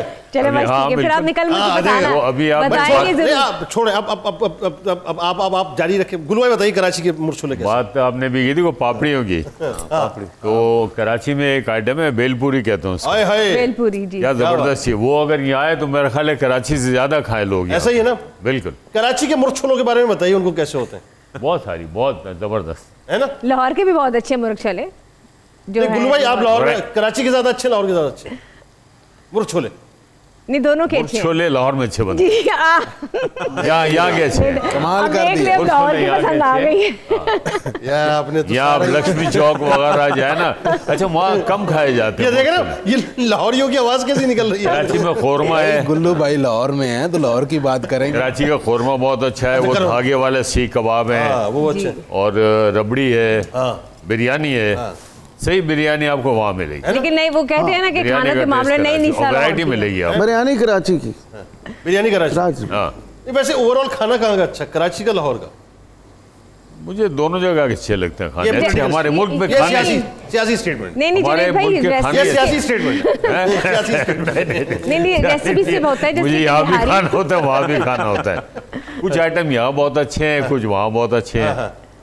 جیسے بریانی ہے، بریانی کراچی کی بہت. میمنی بریانی کھائی ہے وہاں کی آپ نے؟ ہاں بالکل ہے نا، کیا زبردست ہوتی ہے. بہت اچھا. اچھا بریانی میں بھی ویرائٹی ہے، آپ کو سندھی بریانی بھی ملے گی. آج کل وہاں پر نلی بریانی بڑی مشہور ہوئی ہوئی ہے. ہاں وہ بڑی مشہور نلی بریانی بھی یوٹیوب پہ بہت آ رہی اس کی ایڈورٹائزمنٹ. ہم تو کراچی کی ڈشز پر تب ایمان لائیں گے جب ہمیں کھلائی جائیں گے. آ جائیں، سب آ جائیں، سب کو دعوت ہے، آ جائیں. آنے والے تو بنے، پروگرام کے بعد ہی جائیں گے، رمضان کے بعد. رمضان کے بعد ہی جائیں گے. سر یہ بتائیے، یہ جو اب چلے لائٹر موڈ پہ بات کرتے ہیں، بھائیوں کے جو حقوق ہیں اس پہ ذرا لوگوں کو ایجوکیٹ کیجئے. مجھے لگتا ہے maybe I am wrong, مجھے لگتا ہے کہ جو اگر حقوق صحیح طور سے ڈیفائن ہو جائیں، اگین وہی بات، ایک کا فرض دوسرے کا حق ہے. یہ دیکھیں ٹیپ چھوڑ دیا یہاں پہ، ایک کا دوسرے کا فرض ہے. اگر صحیح طرح سے حقوق ڈیفائن ہو جائیں تو کیا ہوگا بتائیں. دیکھیں سب سے پہلا حق تو یہ ہے کہ اس رشتے کو جوڑ کر رکھا جائے، اس رشتے کو توڑا نہ جائے. یہ اس رشتے کا پہلا حق ہے. واہ. کہ کچھ بھی ہو جائے، اعلیٰ ظرفی یہ ہے کہ آپ اس رشتے کو جوڑنے کی طرف آئیں گے. بالکل ٹھیک. معاملے میں کوئی تلخی آئی ہے تو سلجھاؤ کی طرف آئیں گے. جی. اتنے جذبات اپنی عقل پر غالب نہ ہونے دیں کہ رشتہ آپ بالکل ختم کر دیں. اللہ، اس کو جوڑے رکھنا ہے، یہ اس رشتے کا پہلا حق ہے. ٹھیک ہے. ایک لفظ بولا جاتا ہے ہمارے پنجاب میں، مجھے اس سے بڑی تکلیف ہوتی ہے، اور وہ ہے لفظ شریک. اچھا. شریک بولا جاتا ہے، اور شریکو. اور شریکو لفظ بول کے ان رشتوں پر تنقید کی جاتی ہے. مقصد کیا ہے؟ اس کا مطلب یہ ہوتا ہے کہ جو ہمارے خاندانی رشتے ہیں وہ ہم سے بعض معاملات میں جلتے ہیں، حسد کرتے ہیں، لہٰذا ان کو جلانے کے لیے ان پر تنقید کی جاتی ہے، اس لیے لفظ شریک بولا جاتا ہے. اچھا. جبکہ یہ رشتے، جن رشتوں کے حوالے سے یہ لفظ شریک بولا جاتا ہے، وہ بڑے مقدس رشتے ہیں. ان رشتوں کو قریب لائیں، ان میں محبت تقسیم کریں. اگر کوئی غلط فہمی پیدا ہوئی ہے اس کو ختم کریں، نہ کہ تنقید کر کے اس رشتے کو اور زیادہ روندا جائے اور اس کو خراب کیا جائے. بالکل صحیح. دوسرا اس رشتے کا تقاضا یہ ہے کہ اگر بھائی بھائی کے رشتے میں کسی کو ضرورت پیش آئی ہے تو دوسرا بھائی اس کے ساتھ کھڑا ہو. ٹھیک ہے. بیمار ہو گیا تعزیت کو آئے. بالکل ٹھیک. دکھ میں ہے اس کا ساتھ دینے آئے. یہ 1 بائی 1 حقوق بتائیے. مطلب پہلے بیماری ہے، ساتھ کھڑا ہوگا. اگر وہ ضرورت مند ہے، اس کو مالی سپورٹ کی ضرورت ہے، استطاعت رکھتے ہیں تو آپ کریں گے، سپورٹ کریں. بالکل ٹھیک. نمبر 3، اگر ان کے گھر میں کوئی خوشی ہے، فنکشن ہے، تو آپ کو دعوت، ظاہر ہے وہ بھائی ہے، دے گا ہی، آپ نے شریک ہونا ہے. لیکن میں اس والے سے اس درد کا بھی اظہار کرتا ہوں کہ اب ناراضگیاں اتنی بڑھ گئی ہیں کہ اب رشتوں کی دعوت دینے سے بھی لوگ کنارہ کش ہو گئے ہیں. جناب وہ کہتے ہیں انہوں نہیں بلانا ہوں. اور اس ضمن میں یہ بات بھی کرنا چاہوں گا جنید صاحب آپ کی توجہ کے ساتھ کہ بھائی بھائی کا رشتہ جو ٹوٹتا ہے نا، اس کا ایک سبب یہ بھی ہوتا ہے کہ اگر ایک بھائی نے دوسرے بھائی کے گھر بیٹے یا بیٹی کا رشتہ مانگا، انہوں نے نہیں دیا، اب یہ ناراضگی شروع ہو جاتی ہے اور پھر یہ رشتہ ختم کر دیتے ہیں. ٹھیک ہے. اور اگر رشتہ ہو جائے, شادی بھی ہو جائے, تو بعد میں بچوں کی وجہ سے بھی بھائیوں کے رشتے میں دوری پیدا ہو جاتی ہے. بہت سی جگہوں پہ دیکھا گیا رشتہ کر دیا اور اس کے بعد بچوں کی آپس میں نہیں بنی, ٹھیک ہے جی, وہ طلاق پہ نوبت آ گئی, وہ بھتیجی نہیں رہتی, وہ بہو بن جاتی ہے, بھتیجی نہیں رہتی, وہ بہو بن جاتی ہے. بالکل صحیح, یہ مسئلہ آ جاتا ہے. نمبر پہلی بات تو یہ ہے کہ ایک دوسرے کے گھر میں بھائی بھائی یا بہن بھائی کے گھر میں رشتہ کرنے سے پہلے خوب سوچ سمجھ لیں کہ بھئی یہ آگے اس کے بعد میں نتائج کیا نکلیں گے. اور اگر آپ رشتہ کرتے ہیں تو پھر اپنا دل جو ہے نا اتنا بڑا کریں, اور اس کے اندر سمندر کو پی جانے کی آپ کیپیسٹی پیدا کریں. ہم نے برداشت کرنا ہے. Very good. اور بیٹی کو یہ سمجھا دیں کہ بیٹا اب تمہارا گھر وہ ہے, آج سے تمہارا باپ میرا بھائی ہے, اور تمہاری ماں تمہاری چچی ہے یا تائی ہے, وہ تمہاری ماں ہے. بالکل ٹھیک. تم نے وہاں نبھانا ہے. تم جڑی رہو گی تو ہم جڑے رہیں گے, تم ٹوٹو گی تو ہمارا خاندان بکھر جائے گا. بالکل ٹھیک ہے. اس لیے یہ بڑا سینسیٹیو معاملہ ہے, رشتہ کرنے سے پہلے سوچنا ہے. سر اب ذرا بات کو آگے بڑھا دیں. یہ جو حقوق کی بات کر رہے ہیں, اگین وہی بات, اب کاؤنٹر پارٹ پہ آتے ہیں, فرائض کی بات ہم کرتے ہیں. فرائض کس حد تک جو ہے وہ مطلب ہمیں ایک بھائی کی حیثیت سے سمجھنے چاہیے کہ جی میری یہ ڈیوٹی ہے. مثال کے طور پہ میں چھوٹا ہوں یا بڑا ہوں, دونوں والے ہیں, میں چھوٹا ہوں تو میری کیا ڈیوٹیز ہیں, میں بڑا ہوں تو میری کیا ڈیوٹیز ہیں ایک بھائی کی نسبت سے. جی میں عرض کرتا ہوں نا کہ اس کے لیے بڑا ایک اچھا فارمولہ جو ہے میرے نبی نے عطا فرمایا. وہ کیا؟ آپ فرمایا سل من قطع کا, جو تجھ سے رشتہ توڑے اس کے ساتھ جوڑ. واہ. جو تجھے دوری اختیار کرے آپ اس کے قریب ہو جاؤ.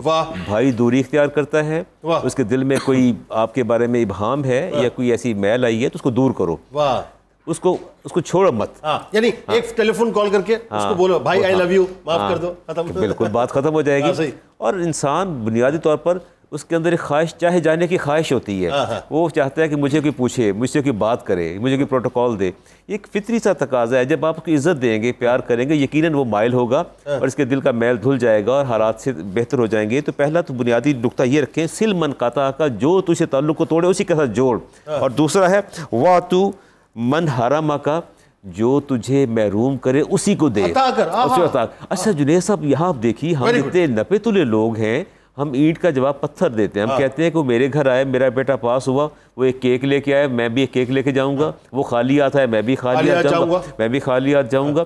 ہم نے پیمانے مقرر کر رکھے ہیں, جو وہ کرے گا ہاں وہی ہم کریں گے. بالکل, اس نے ہمارے بچے کو کچھ نہیں دیا, لہٰذا ہم کیوں اس کے بچے کو دیں. تو یہ جو اس طرح کی جو بارگیننگ ہوتی ہے, اس طرح کے جو معاملات ہوتی ہیں, دلوں میں نفرت پیدا کرتے ہیں. اس لیے میرے نبی نے فرمایا وَاتُو مَنْ حَرَمَكَ, جو تجھے محروم کرے اس کو تجھے ضرور دینا ہے, اسی کو دینا ہے, اسی کو دینا ہے, تاکہ اس کے اندر ایک احساس بیدار ہو. مطلب دیٹ از کالڈ صلہ رحمی. ہاں بالکل, یہ صلہ رحمی ہے, یہ صلہ رحمی ہے. اور اگلی بات آپ نے فرمائی کہ وَاعْفُوا عَمَّنْ ظَلَمَكَ, اور جو زیادتی کر جائے اس کو فوراً معاف کر دو, اس کو فوراً معاف کرو. یہ ہم اس کام میں بہت پیچھے ہیں. ہم اچھا مجھے لگتا ہے کہ شاید وہ ہمارا وہ جو ڈسکارڈ کرنے کا جو بٹن ہے, ہم نے وہ ڈسکارڈ کر دیا. بالکل بٹن ہوتا ہے نا ڈسکارڈ کرنے کا, اس ڈسکارڈ کرنے کے بٹن کو ہم نے ڈسکارڈ کر دیا. مطلب ہمیں ایسا لگتا ہے کہ اب وہ بٹن ہی ہمارے وجود میں نہیں ہے, ہر چیز ہم یاد رکھتے ہیں, ہر چیز یاد رکھتے ہیں. چھوٹی چھوٹی باتیں جو ہیں وہ اپنے ذہن میں بٹھا لیتے ہیں, اور پھر اس کو نخوت کا, پھر نفرتوں کا اس کو پانی دیتے ہیں, پودا سینچتے ہیں, وہ بڑھتا جاتا ہے, اور اسی کے پھل کو کھا کے ہم خود ہلاک ہو جاتے ہیں اور رشتے ختم ہو جاتے ہیں. آپ کے خیال میں ایک اور, ایک تو ہم نے ظاہر تربیت پہ بات کی, تعلیم پہ بات کی, خاصے اینگلز پہ ہم نے بات کی ہے, حقوق و فرائض پہ بات کی ہے. ڈو یو تھنک کہ جی ایک رول, میں نہیں کہتا مطلقاً خواتین, بہت سی خواتین ایسی ہیں جو گھر میں آئیں, آ کر انہوں نے جو بکھرا ہوا گھر تھا اس کو سمیٹ دیا, برباد ہوا تھا, ویران ہوا تھا, اس کو باغ و بہار کر دیا. بھائی دور تھے, ان کو ملا دیا, قریب کر دیا. لیکن ایک بہت بڑا فیکٹر جو نظر آتا ہے معاشرے میں, وہ یہ نظر آتا ہے کہ جب ایک انٹری ہوتی ہے خاتون کی, وہ انٹری چاہے وہ مطلب چھوٹی بہو کی ہو یا بڑی بہو کی ہو, وہ بہو ہو جاتا ہے. ہاں بہو ہو جاتا ہے. اور اس کے بعد پھر گھر کے اندر جو حالات پیدا ہوتے ہیں, آتے ساتھ ہی بہو جو ہے وہ سب سے پہلے وہ یہ دیکھتی ہے کہ کون زیادہ میرے شوہر کے قریب ہے, پہلے اس کا پتہ کاٹتی ہے, اس کے بعد اس سے آگے بڑھتا چلا جاتا تھا, بجائے جوڑنے کے وہ توڑتی چلی جاتی ہیں. لیکن اچھی بھی ہوتی ہیں, ایکسیپشن تو موجود ہے نا, استثناء تو موجود ہے. میں سمجھتا ہوں کہ ہماری خواتین کو یہ سوچنا چاہیے کہ مجھے جو رشتے بکھرے ہیں اور جو منتشر ہو چکے ہیں مجھے انہیں دوبارہ جوڑنا ہے، اور مجھے کم از کم اپنی حیثیت کو منوانا ہے کہ میں وہ فگر ہوں کہ جس نے ٹوٹے رشتوں کو جوڑ دیا، لوگوں کے فاصلوں کو قربتوں میں بدل دیا، نفرتوں کو محبتوں میں بدل ڈالا.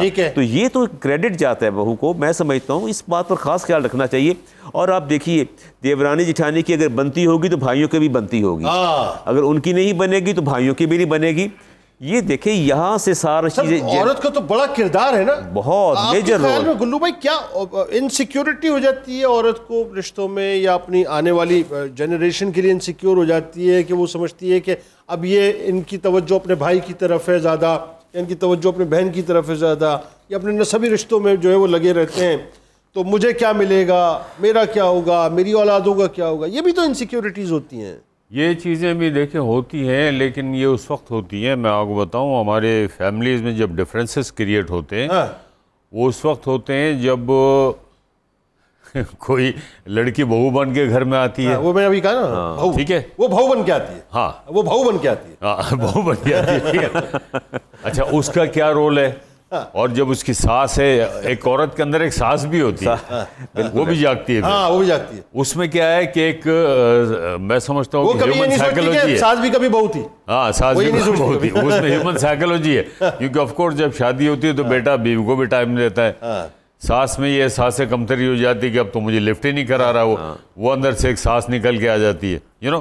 تو یہ ساری چیزیں ہوتی ہیں، لیکن میں سمجھتا ہوں کہ یہ حقوق اور فرائض دونوں چیزیں جو ہے باتیں یہ آپ کے دین میں ساتھ ساتھ. بالکل ٹھیک ہے. اگر آپ اپنے حق کی بات کرتے ہیں تو آپ اپنے فرض کی بھی بات کریں، آپ کے فرائض کے آپ اس کو بھی ادا کریں، انصاف کریں. جب انصاف ہوگا، جب بڑے ہوں گے، جس طرح باپ کا فرض ہے یا بڑے بھائی کا، جیسا کہ ہمارا ٹاپک تھا کہ بڑا بھائی جو ہے باپ کی جگہ ہوتا ہے، اگر وہ اپنا فرض ادا کرے تو وہ کبھی اس طرح کے ڈفرینسز نہیں ہو. جو غلط ہے وہ اگر وہ ڈنڈی مارتا ہے کہ اس کی بیوی نے، بڑے بھائی کی بیوی نے اگر کوئی غلط بات کر دی، بیوی سے ڈر رہا ہے، نہیں انہوں نے تو کچھ نہیں کہا، تم نے غلط کیا. نہیں، انصاف کرو، انصاف کرو، احساس دے لاؤ لوگوں میں کہ انصاف ہے. وہ کہتے ہیں نا کہ سوتے ہوئے کو تو جگایا جا سکتا ہے، لیکن جاگتے ہو کون جگہ ہے؟ جگانا پڑے گا آپ کو، اندر کے انسان کو جگانا پڑے گا، تب یہ معاشرہ ٹھیک ہوگا، تب یہ سارے مسائل ٹھیک ہوں گے. بالکل صحیح. اس وقت جو میں دیکھ رہا ہوں نا، دیکھیں آپ نے بھی دیکھا، میں نے بھی دیکھا کہ جی فلاں مر گیا. مرتے ہوئے لوگوں کو تو دیکھا ہے، اس دور میں لوگوں کے ضمیر کو مرتے ہوئے دیکھ رہا ہوں. بالکل. اور ضمیر ایک ایسی چیز ہے کہ جو کبھی نہیں مرتا، وہ ہانٹ کرتا ہے انسان کو. آپ نے اگر کوئی اچھا کام کیا، آپ کو خوشی محسوس ہوگی جب آپ رات کو سونے پہ جاؤ. بالکل ایسے. جب آپ نے کوئی غلط کام کیا تو وہ احساس آپ کو دلائے گا کہ میاں آج تم نے کیا کیا، یہ غلط کام کیا. یہ حدیث پاک کا مفہوم بھی ہے کہ وہ کام جو تمہیں ملول کرے، سمجھ لو تم گناہ کی طرف جا رہے ہو. وہ کام جو تمہارے اندر مسرت پیدا کر دے، وہ سمجھ لو تم نیکی کی طرف جا رہے ہو. نیکی کی طرف. یہ حدیث پاک کا کلچر ہے. نیکی کا جو سرور ہے اس کا ایک اپنا مزہ ہے. صحیح فرمایا آپ نے، بجا فرمایا. اس کو آپ انجوائے کرتے ہیں. آپ چھوٹی سی نیکی بھی کریں گے نا، اس کو آپ انجوائے کریں گے آپ. لیکن اب بدقسمتی یہ ہے کہ عالمی سطح پر آپ دیکھیں ناانصافیاں ہو رہی ہیں، لوگوں کے حقوق مارے جا رہے ہیں، ظلم ہو رہا ہے، زیادتیاں ہو رہی ہیں، یہ سب کچھ ہو رہا ہے. جیسے بھی آپ نے فلسطین کے بارے میں بات کی، تاریخ میں اس سے بڑا ظلم اور کیا ہو سکتا ہے جو ہم دیکھ رہے ہیں.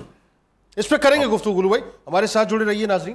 اور یہ جو ظاہر ہے ابھی تو پوائنٹرز کی صورت میں بات سامنے آئی ہے، اس موضوع پہ تو آگے جا کے مجھے بات کرنی ہے، غزہ کے موضوع پہ، کہ ہم اگین وہی بات ہے کہ ہم نسبی رشتوں کا پاس نہیں رکھ رہے، تو جو اسلامی رشتے ہیں ہم ان کا کیسے پاس رکھیں گے. درود پاک پیش کیجئے سرکار کی بارگاہ میں.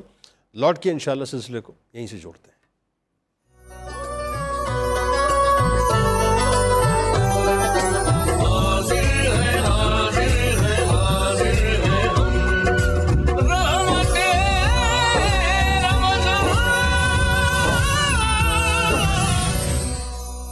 ہاں جی منیرہ، کیا خبریں؟ میں نے ابھی اسٹرابری سمودی بنا رہی ہے اور اس کو میں نے ڈسپلے میں لگا دیا، اور بس یہ میں دیکھ رہی تھی اس کی گریوی مرغ چنے کی. میرا خیال ہے کہ کافی تھک ہو گیا، تھوڑا سا اس کو اور میرا خیال دم پہ رکھوں گی تاکہ یہ اور اس کی تھکنس طرح ہو جائے، اس کی تھوڑا گریوی کی. چنے کے لیے بنانے کے لیے سب سے جو امپورٹنٹ ٹپ ہے کہ اس کو اگر آپ اوور نائٹ بھگو کے رکھیں گے تو یہ اچھے بنیں گے. اور جو پریشر کوکر میں بنائیں گے تو پھر وہ اس میں تھوڑا سا میٹھا سوڈا ڈال لیں، اور اگر یہ اوور نائٹ بھیگے ہوں گے تو پھر میٹھا سوڈا ڈالنے کی ضرورت نہیں ہے. ٹھیک ہو گیا. تو پھر یہ اچھی طرح سے ذرا اس کی بن جائے گی اس کی گریوی سی. اور چلیں جاری رکھیں. اچھا مطلب اب آتے ہیں ذرا اسپیسیفک اس موضوع پہ بات کرتے ہیں. تھوڑا ابتدا میں آپ نے سینوپسس اس پہ دیے تھے.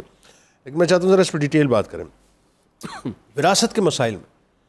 اور نارملی دیکھا یہ ہے کہ ظاہر ہے اس میں باپ کے جانے کے فوراً بعد جو رفت پیدا ہوتی ہے, اور موسٹلی جو یوں کہیے کہ اپنا جو بڑے جھگڑوں کی وجہ یا قتل کی وجہ جو ہے یہ پیسہ ہی بنتا ہے, مال ہی بنتا ہے, جائیداد بنتی ہے, اور جو تقسیم ہوتی ہے ترقی کی. اس پہ ذرا بات کریں کہ کیسے ممکن ہے کہ چند روپوں کے لیے, چند ایکڑوں کے لیے جو ہے ایک بھائی اپنے بھائی کو کیسے قتل کر سکتا ہے؟ جنید بھائی اصل حقیقت یہ ہے کہ ہم صرف نام کے مسلمان ہیں. اس مسئلے پر تو اللہ تعالیٰ جل شانہ نے خود ہی حل دے دیا ہے. سورہ نساء کے اندر وراثت کے تمام احکام نازل کر دیے. بالکل ٹھیک کہ بھائی باپ فوت ہو گیا ہے, تمہارا اتنا حصہ ہے, تمہارا اتنا ہے, تمہارا اتنا ہے, بیوی کا اتنا ہے, ماں کا اتنا ہے, بیٹی کا اتنا ہے, بھائی کا اتنا ہے, بہن کا اتنا ہے. بالکل ٹھیک ہے, یعنی یہ لو اور ایک طرف سارے ہی جب احکام بتا دیے, اس کے باوجود اگر جھگڑا ہے, اس کا مطلب ہے کہ آپ اللہ کے احکام کو فالو نہیں کر رہے. اور ان احکامات کو اللہ نے قرآن میں اتار دیا, خود سے اتار دیا, وحی الہی آ گئی, کسی مفتی کسی اجماع کی ضرورت کچھ بھی نہیں, ضرورت نہیں ہے. بس اتنا سا کام تھا کہ آپ آتے کسی مفتی صاحب کے پاس, کہتے جی یہ ہم وارث ہیں, ہمارے باپ نے یہ چھوڑا ہے, ہمارے حصے جو اللہ نے بتائے ہیں وہ کیا, وہ بتا دیں بس. ٹھیک ہے, اگر اللہ کو فالو کر لیں, قرآن کو فالو کر لیں, کوئی جھگڑا ہوگا؟ بالکل ٹھیک ہے, نہیں ہوگا. مطلب یہ ہے کہ آپ نام کے مسلمان ہیں اور ہر مسئلے میں, ہر معاملے میں اپنی مرضی چاہتے ہیں, پھر نتیجہ جھگڑا اور فساد ہی ہوگا. فساد ہی ہے. جس نے بنایا ہے وہ آپ کے بارے میں زیادہ بہتر جانتا ہے کہ آپ کے مسئلے کا حل کیا ہے. اللہ. دوسری بات جنید صاحب یہ ہے, آپ اگر بھائی ہیں, آپ کے سامنے کوئی آئیڈیل بھائی ہونا چاہیے جس کو آپ فالو کریں. تو میں آپ کو 2 بھائی بتاتا ہوں جی, ان 2 بھائیوں کو فالو کر لیں, آپ کو کہیں جانے کی ضرورت نہیں ہے. وہ کیا؟ پہلے ہیں حضرت علی اور آپ کے بھائی حضرت جعفر طیار, حضرت عقیل, سبحان اللہ, اور دوسرے امام حسن اور حسین, سبحان اللہ, سبحان اللہ. ان کا آپس میں سلوک دیکھ لیں, آپ کو جو بھائیوں والی محبت کی انتہا, اللہ, اور انتہائی گلستان نظیر کوئی رشتہ نظر آئے گا بھائی بھائی کا, تو یہ ہے. مثلا اللہ حضرت علی رضی اللہ تعالیٰ عنہ کی زوجہ محترمہ عالیہ رفیہ سیدہ طیبہ طاہرہ سیدہ فاطمہ وصال کر گئی. اب حضرت علی رضی اللہ تعالیٰ عنہ کو بھائیوں نے کہا کہ آپ کو دوسرا رشتہ کرنا چاہیے, تو حضرت علی نے کس شخصیت پر اعتماد کیا؟ حضرت عقیل پہ. اپنے بھائی سے, بھائی صاحب کے ماہر, آپ سے زیادہ میرا بہتر کون سوچتا ہے؟ سبحان اللہ. آپ سے بڑھ کر میرے لیے اچھا فیصلہ کون کر سکتا ہے؟ آپ ہی آگے بڑھیے اور کوئی اچھا رشتہ, مناسب رشتہ دیکھیے. تو حضرت عقیل نے کردار ادا کیا, اور کمالی حضرت علی نے فرمایا مجھے ایسی عورت چاہیے جو بہادر ہو, بہادر نسل کے خاندان میں کریں. اچھا, پھر دوسری بات دیکھیں, حضرت جعفر طیار, سیدنا جعفر طیار نے جو قربانی اسلام کے لیے دی, رسول اللہ صلی اللہ علیہ وسلم نے ان کو طیار قرار دیا, اللہ اکبر, ذو الجناحین قرار دیا کہ وہ 2 پروں کے ساتھ پرواز فرما رہے ہیں, جنت میں پرواز کر. حضرت علی رضی اللہ تعالیٰ کے سامنے جب کبھی ان کے بھائی کا نام آتا, آنکھوں سے آنسو اتر آتے. کیا کہنے یار, اس قدر جذباتیت کہ آنکھوں سے آنسو ٹپک پڑے, کیا کہنے, یہ بتاتی ہے کہ ان کا دل ان کے بھائی کی محبت سے بھرا ہوا تھا. نام آتا تو آنکھوں سے آنسو اتر آتے. یہ ہوتی ہے بھائی کی محبت. اور دوسرا دیکھیں, حضرت امام حسن نے ساری سلطنت دے دی رسول اللہ صلی اللہ علیہ وسلم کے دین میں اتفاق لانے کے لیے. بالکل ٹھیک. اور کندھے سے کندھا ملا کر کون کھڑا تھا؟ امام حسین. میرے بھائی نے فیصلہ کر دیا. حضرت امام حسین اپنے بھائی کے ساتھ کھڑے تھے. یہ ہوتا ہے رشتہ. واہ. آپ ایک دوسرے کو سپورٹ کریں, واہ, محبت سے معاملے کو سلجھانے کی طرف. بات یہ ہے کہ پھر جب وہ مطلب مولا کائنات کا جب عقد پاک ہوتا ہے تو پھر آپ دیکھیں نا کہ پھر تولد بھی تو وہ ہوتے ہیں جو غازی عباس علمدار ہیں, پھر وہاں بھی محبت دیکھیں آپ امام حسین علیہ السلام سے کیا ہے, آقا کہہ کے پکارا, بھائی کہہ کے کبھی نہ پکارا. ایسا ہی ہے نا. بالکل. اچھا, اب ذرا یہ بتائیے, اس میں جو مفتی صاحب اسی بات کو ذرا سا اور آگے بڑھا لیں, کوئی سیمپل کیس ذہن میں رکھیں, جتنے واقعات ہوتے ہیں, جائیداد کے لیے بھائی سے تعلق توڑ دیا, یا جائیداد کے لیے بھائی کا جنازہ حرام کر دیا, یا جائیداد کے لیے بھائی کو مار دیا. اب یہ 3 شکلیں بتائیے مال کے لیے, کل بروز محشر وہ جو بھائی ہے کہاں کھڑا ہوا ہے؟ یہ سب بنیادی چیز میں سمجھتا ہوں کہ جو ہماری اس وقت موجودہ ہمارا جو دور گزر رہا ہے, ہمارے معاشرتی رویوں میں ایک سب سے بڑی خرابی جو آ رہی ہے مفتی صاحب, بڑی قابل غور بات ہے. ایک باپ کے 3 بیٹے ہیں, ایک باپ کے ساتھ اٹیچ ہے بزنس کے اندر, 2 الگ کسی کام میں مشغول ہیں. اب باپ کا بزنس فلورش کر رہا ہے, اسی پر پورا اس کا سارا کاروبار چل رہا ہے, پورے گھر کا نظام چل رہا ہے. اب باپ کا انتقال ہو گیا اور جو بڑا بھائی ہے, جو بھی ساتھ بھائی اٹیچ ہے, وہ اس کاروبار پہ بیٹھا ہے.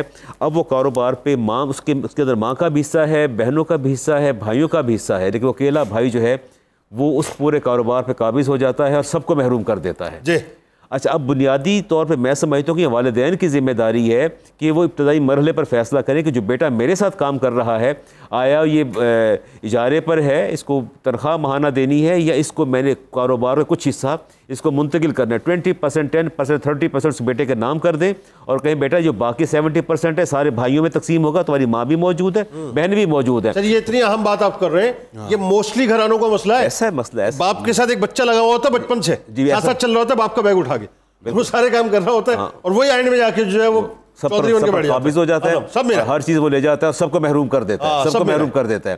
اور وہیں سے پھر فساد کی بنیاد پیدا ہوتی ہے, وہیں سے جھگڑے پیدا ہوتے ہیں, وہیں دشمنیاں بڑھتی ہیں, اور پھر دشمنیاں نسلوں تک چلتی ہیں. جی جی, بھائیوں تک کب رکتی ہیں, وہ تو آگے اولاد کے اندر منتقل ہوتی ہیں اور سلسلہ بڑھتا چلا جاتا ہے.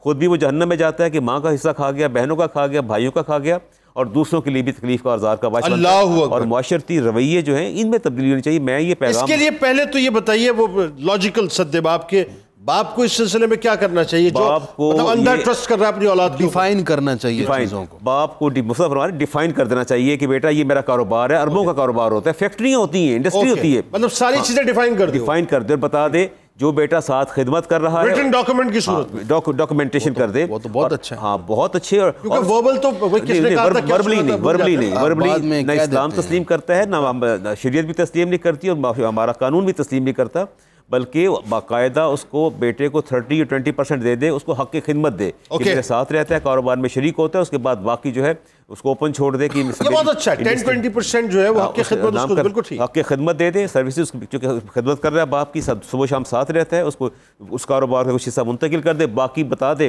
کہ میرا باقی حصہ میرے باقی بیٹوں کا, میری اولاد کا, میری بیوی کا, سب اس میں شامل ہیں.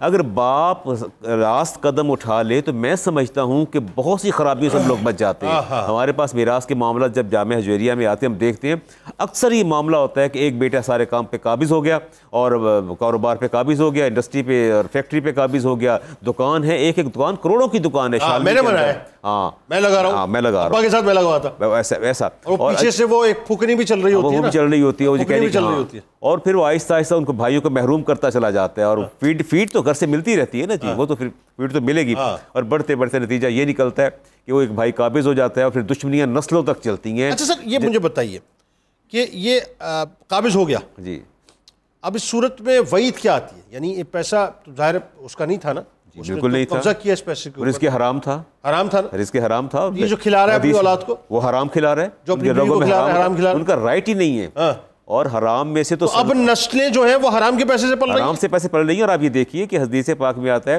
کہ جو بندہ حرام سے صدقہ کرتا ہے وہ اور یہ ثواب کی نیت سے کرتا ہے, وہ ویسے ہی کافر ہو جاتا ہے. مجھے پتہ یہ مال میرا نہیں ہے, اس مال میں میری ماں کا مال بھی شامل ہے, میرے بھائیوں کا بھی شامل ہے, میرے سب بہنوں کا بھی شامل ہے, اور سب پر وہ قابض ہو کے اس پہ صدقہ کر ہی نہیں سکتا, چونکہ اس کا وہ مالک ہی نہیں اس مال کا. صدقہ تو وہ کرے گا اس کا وہ مالک ہوگا. تو کل بروز محشر اس کے ساتھ حدیث پاک میں آتا ہے کہ جس نے کسی کی ایک بالشت زمین پر بھی قبضہ کیا, اللہ تعالیٰ اس کی گردن میں 7 زمینوں کا توق ڈال دے گا. اس نے اگر ایک بالش دکان پہ قبضہ کیا, پلاٹ پہ کیا, گھر پہ کیا, جس پہ بھی کیا قبضہ, اللہ تبارک و تعالیٰ جو ہے اس کے گلے میں 7 زمینوں کا توق ڈالے گا. یہ ذرا کلیئرٹی کے ساتھ بتا دیجئے, 7 زمینوں کی, یعنی اس کی بات ہو رہی ہے پوری زمین کی, ہاں پوری دنیا کی جو زمین ہے اس کی بات ہو رہی ہے کہ اس کا توق ملٹیپلائی بائی 7, اتنا ایک کی ورث, جتنی ورث اس زمین کی ہے ایسی 6 زمینیں, اور یہ 7 زمینوں کا توق اس کے گلے میں ڈال دیا جائے گا. میں اس میں اضافہ کر دوں, جی, جیسا کہ حدیث شریف میں ہے کہ اگر آپ سوسائٹی کے کسی عام آدمی کو صدقہ دیں تو 1 اجر ہے, ٹھیک ہے, رشتہ دار کو دیں تو 2 ہے, 2 اجر ہے. ہاں, اسی طرح رشتہ دار کے ساتھ یہ زیادتی کی جائے نا تو اس کا گناہ بھی دوہرا ہی ہے, دوہرا ہے نا, اسی لیے 7 زمینیں ڈالی جا رہی ہیں, دوہرا. اور میں یہاں ایک پازیٹیو بات بھی کر دوں, سوسائٹی میں آج بڑے اچھے اچھے لوگ بھی ہیں. میں لاہور کا ایک سچا واقعہ آپ کو بتاتا ہوں. بتائیے, آپ تو ظاہر سچی بات کریں گے. ایک بھائی نے جو غریب تھا, نادار تھا, محنت مزدوری کرتا تھا, کرائے پہ رہتا تھا, باقی اس کے 3 بھائی بڑے اسٹرانگ تھے, ویل سیٹلڈ تھے, انہوں نے آپس میں مشورہ کیا یار ہم ایک ہی والدین کی اولاد ہیں, ہمارے بھائی جان پریشان ہیں, تو ہمیں بھی سکون نہیں ملتا. جتنا پیسہ ہے ہم اپنے گھر میں جب کھانا کھاتے ہیں تو بھائی اور اس کی فیملی یاد آتی ہے. کیا اچھی بات ہے, کیا اچھی بات. تو کیوں نہ یار ہم اس کو اسٹیبلش کریں, چھوٹے بھائی ہے, بڑا بھائی ہے ہمارا, اس کو اسٹیبلش کریں. انہوں نے کیا کیا کہ ایک گھر خریدا, ایک گاڑی لی, اچھا فرنشڈ کیا گھر, اور بھائی جان کو کہا جی آج آپ اور آپ کی فیملی نے نا ہمارے ساتھ کہیں جانا ہے, کو بتایا نہیں, بتایا. اچھا سرپرائز دیا, لے گئے گھر میں, اور وہاں جا کر انہیں گھر دکھایا. بھائی جان کیسا گھر ہے؟ یار بڑا اچھا گھر ہے, نواں لے آئے تسی, نیا لیا آپ نے؟ کہا جی بھائی جان نیا لیا ہے, ماشاءاللہ اللہ آپ کو اور برکت دے. بھائی تو پھر دعائی دیتا ہے, پیار محبت میں ساتھ بتایا نہیں, بتایا بھی نہیں. اسی طرح ان کے بچے بھی دیکھ رہے ہیں, وہ دیکھ رہے ہیں, ان کے دل میں بھی حسرت ہوگی یار کاش ہمارا بھی ایسا گھر ہو. سب کچھ دکھانے کے بعد کہتے ہیں بھائی جان یہ آپ کے لیے. اللہ کیا بات ہے. وہ بھائی جناب وہیں کھڑا کھڑا اشک بار ہو گیا, اس کے آنسو نہیں روک رہے تھے, تو بھائیوں کے گلے لگ گیا یار تم نے میرا اتنا خیال کیا. اسی طرح ان کے بچے اس وقت رکت کا شکار ہو گئے, سب رونے لگے, ایک ایموشنل ماحول بن گیا. تو سوسائٹی میں ایسے لوگ بھی ہیں جو بھائیوں کو بہت سپورٹ دیتے ہیں, ساتھ دیتے ہیں. میں بھی درخواست کروں گا یار کم از کم آپ اور کچھ کر سکتے نا. جو آپ کا غریب بھائی ہے نا, اس کے بجلی کا بل, اس کے گیس کا بل, آج کل تو یہ سب سے بڑا مسئلہ ہو گیا. مقروض ہے, اگر وہ کرائے پہ رہتا ہے, تو آپ کوشش کریں اپنے بھائی کے جس نوعیت کی, جس جہت کی سپورٹ کر سکتے ہیں. بہت اچھی بات کر رہے ہیں, ضرور بہت اچھی بات کر رہے ہیں گلو بھائی, بہت اچھی بات. مطلب ہمیں آگے بڑھ کے جو ہے وہ اپنے بھائیوں کا, خاص طور پہ جو خونی رشتے ہیں ان کا ساتھ دینا چاہیے. یہ دنیا آج ہے کل ختم ہو جائے گی. بالکل یہ مال دولت عزت شہرت طاقت وغیرہ سب کچھ ختم ہو جائے گا. یہ رہ جانا مطلب یہ میں آپ کو بتاؤں, یہ سانسوں کے درمیان کی جو کوارڈز ہے نا, یہ جو گھڑی میں چل رہی ہے ٹک ٹک ٹک, یہ کسی دن میں رک جائے گی. بالکل, ایک اندر آ جائے گا, ایک باہر آ جائے گا. بالکل. لیکن جو آپ اپنے بھائی کے لیے کر جائیں گے, جو آپ اپنے خونی رشتے کو دے جائیں گے, بتائیے ذرا اس بارے میں کہ یہ تو کچھ اور ہی ہے معاملہ, کچھ اور ہی ہے. بتائیے ذرا گفتگو کیجیے اس پہ. نہیں یہ بہت امپورٹنٹ ایشو ہے یہ, اور جیسے کہ میں نے تھوڑی دیر پہلے بات کی تھی کہ جب سے یہ جوائنٹ فیملی سسٹم ختم ہوئے نا, اب جتنا دور رہیں گے یہ ایک نفسیاتی بات ہے کہ وہ محبتیں کم ہوتی جاتی ہیں لوگوں کی. یعنی اگر آپ کا ایک دوست ہے جو 24 گھنٹے آپ کے ساتھ رہتا ہے وہ, اور بھائی آپ کا کسی اور ملک میں رہتا ہے, وہ جب آئے گا آپ کو دل چاہے گا کہ اپنے دوست کے پاس چلے جاؤ آپ, اس کی ایک اٹیچمنٹ ہو جاتی ہے اس کے ساتھ. تو میں یہی سمجھتا ہوں کہ جب سے جوائنٹ فیملی سسٹم ختم ہوا ہمارے ملک میں, اس کے بعد سے سارے مسئلے مسائل آ گئے. اچھا ہمیں جا کر خود بھی جھانکنا چاہیے. اصل بات یہ آپ دیکھیے بہت سے ایسے ہوتے ہیں لوگ جو اپنے بھائیوں کو کانوں کان اطلاع بھی نہیں ہونے دیتے. پتہ نہیں چلے, سفید پوشی اور خودداری کا یہ عالم ہوتا ہے, نفس مجروح ہوتی ہے. بھائی خاموش ہو جائیں گے, بتانا نہیں, اس کو تکلیف نہ ہو, اس کو پتہ نہ چلے. اچھا ایک اور بھی لوگ ہوتے ہیں, وہ بھی ذرا اس پہ ایک کامنٹ, شارٹ کامنٹ کر دیجئے. اس طرح کی میں نے دیکھی ہیں خواتین اور مرد کہ جو کسی اور سے جا کے اپنی تکلیف بتا دیں گے اور خاموشی کے ساتھ کہ خدا کا واسطہ راز مت کھولنا, اس کو نہ پتہ چل جائے, کیونکہ بھائی بڑی پوزیشن والا ہوتا ہے, اس کا نام والا ہوتا ہے. ایسا بھی ہوتا ہے نا. ایک میں اور آپ کو اور بھی پہلو بتاؤں, جب دو بھائیوں کے درمیان مالی اعتبار سے توازن نہیں رہتا نا, الٹیمیٹلی رشتے میں تھوڑی سی کمزوری آ جاتی ہے. ایک بھائی بڑا سٹرونگ ہے, دوسرا کمزور ہے, تو ملنا جلنا خراب. اس لیے اپنے چھوٹے بھائی کو نا, کمزور بھائی کو اسٹیبلش کر کے اپنے برابر لائیں. بہت سے لوگ تو دیکھے صاحب یہ بھی کرتے ہیں, دور رکھنا, پتہ بھی نہ چلے بھائی ہے. اب ہماری پوزیشن ہو گئی, گاڑی آ گئی, 2.5 فٹ اونچی گاڑی ہے, بنگلہ ہے, ہماری پوزیشن ویک ہوگی معاشرے کے اندر, یہ جو لوگ آئیں گے کیا کہیں گے, اس کے سسرال والے کیا کہیں گے بیٹی کے, ایسا غریب بھائی ہے. ارے صاحب سب یہیں رہ جائے گا, ختم ہو جائے گا. درود پاک پیش کیجیے.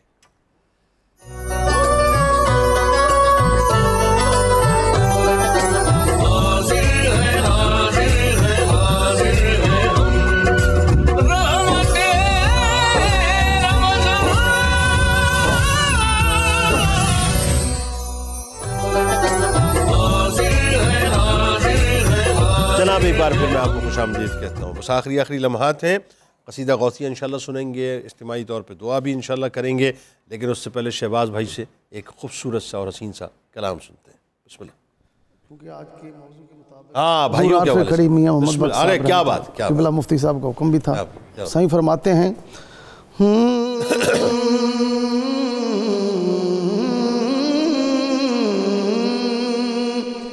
ایک گناہ میرا ماں پیو ویکھے تے دیوے دیس نکالا لکھ گناہ میرا مولا ویکھے جیڑا پردے پاون والا تے بھائی بھائیاں دے درد وڈاندے بھائی بھائیاں دے او درد وڈاندے تے بھائی بھائیاں دیاں باواں باپ سراں دے او تاج محمد ماواں ٹھنڈیاں چھاواں تے باپ مرے سر ننگا ہوندا تے ویر مرن کنڈ خالی ماواں باج محمد بخشا تے کون کرے رکھوالی ماواں باج محمد بخشا تے کون کرے رکھوالی تے دکھیے دکھ دکھیا جانے سکھیے نو کی خبراں او ٹر جاندے نے او بھائی جنہاں دے او روون تک تک قبراں او ٹر جاندے نے او سجن جنہاں دے او روون تک تک قبراں اچیاں لمیاں ٹالیاں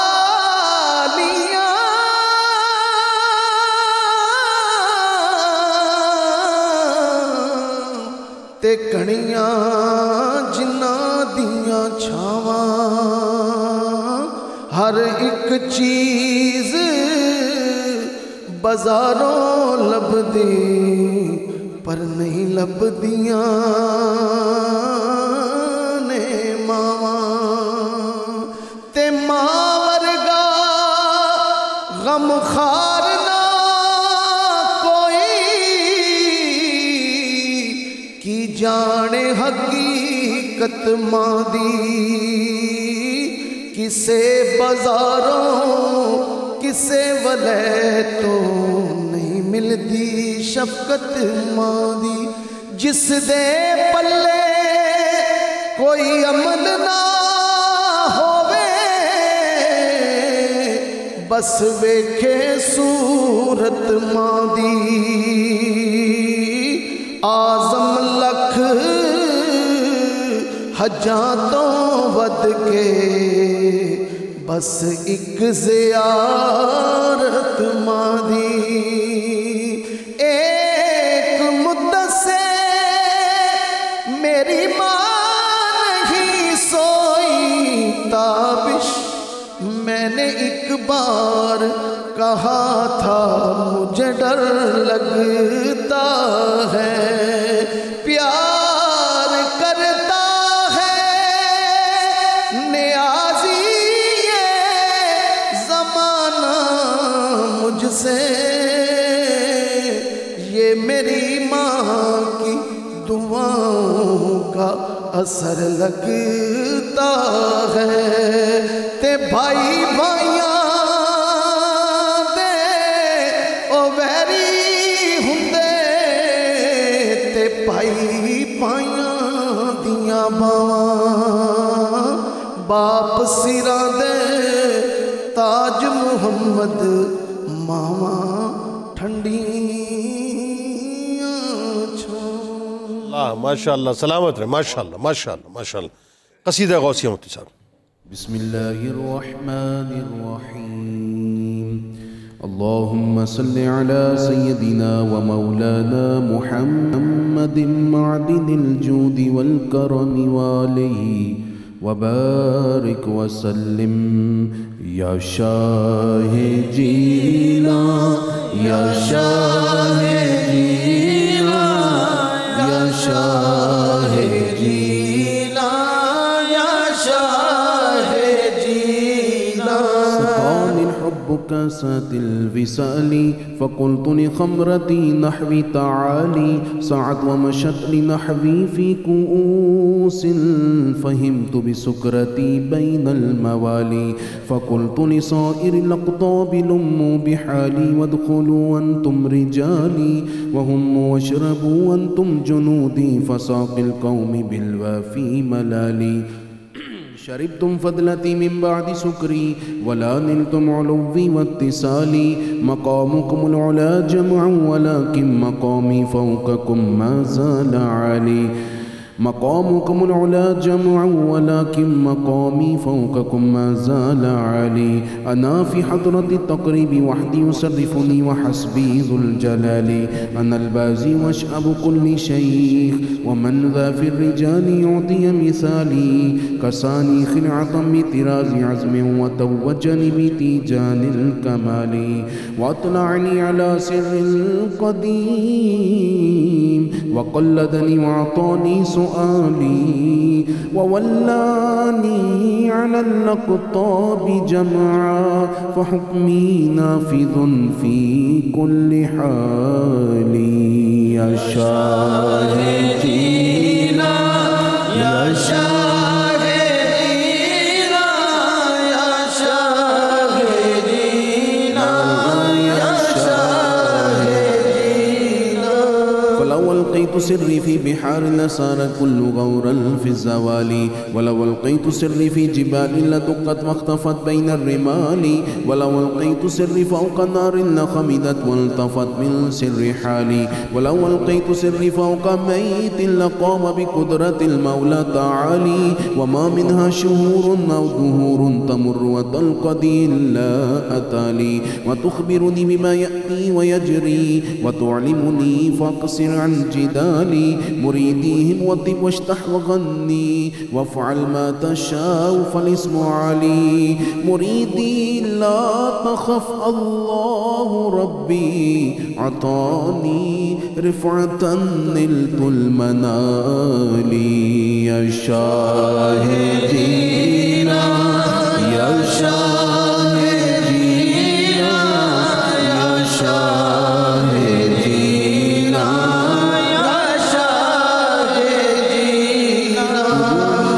السماء والأرض دقت وشوس السعادة قد بدالي بلاد الله ملكي تحت حكمي وقتي قبل قلبي قد سفالي نظرت إلى بلاد الله جمعا كخردلة على حكم اتصالي وكل ولي له قدم وإني على قدم النبي بدر الكمال مريدي لا تخف واشن فإني عزوم قاتل عند القتال أنا الجيلي محي الدين اسمي وعلامي على رأس الجبال أنا الحصن والمخدع مقامي وقدمي على عنق الرجال وعبد القادر المشهور اسمي وجدي صاحب العين الكمال تقبل لي ولا تردد سؤالي أغثي سيدي انظر بحالي يا شاهدين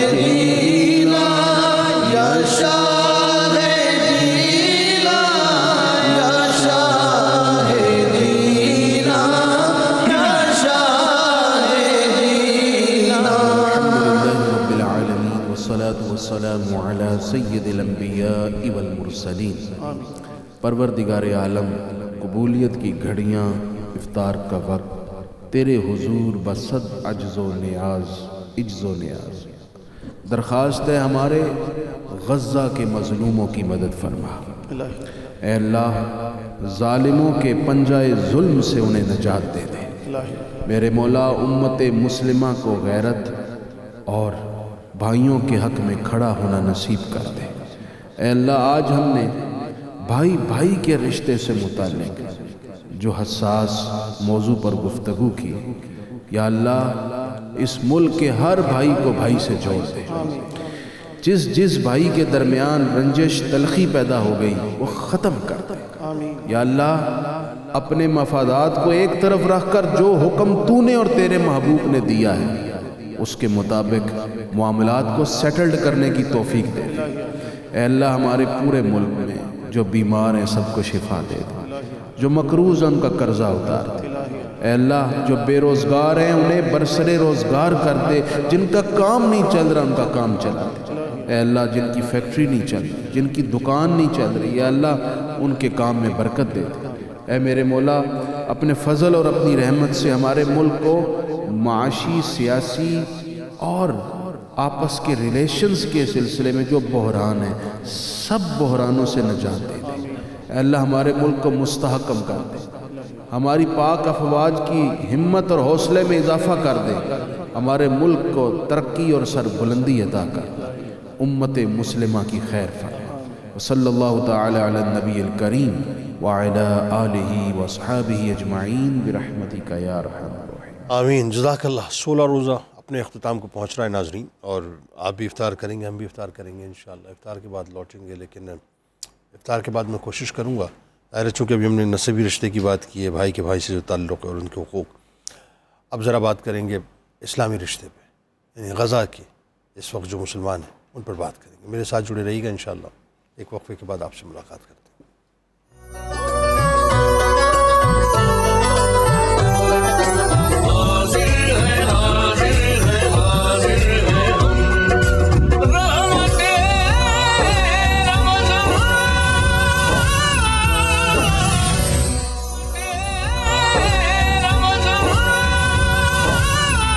जनाब, एक बार फिर मैं आपको खुशामदीद कहता हूँ। अल्हम्दुलिल्लाह 16वां रोज़ा अपने अख्ताम को पहुँचा। नाज़रीन, एक बात आपसे मैं इस वक्त इंतहाई दिल सोज़ी के साथ करना चाहता हूँ, और मेरा ख़्याल है कि ये कमोबेश हर पाकिस्तानी की दिल की आवाज़ है, इसमें कोई दूसरी राय नहीं। बल्कि अगर मैं ये कहूँ कि दुनिया में जहाँ जहाँ मुसलमान बसते हैं कमोबेश हर एक मुसलमान की आवाज़ है, तो इसमें भी कोई दूसरी राय नहीं।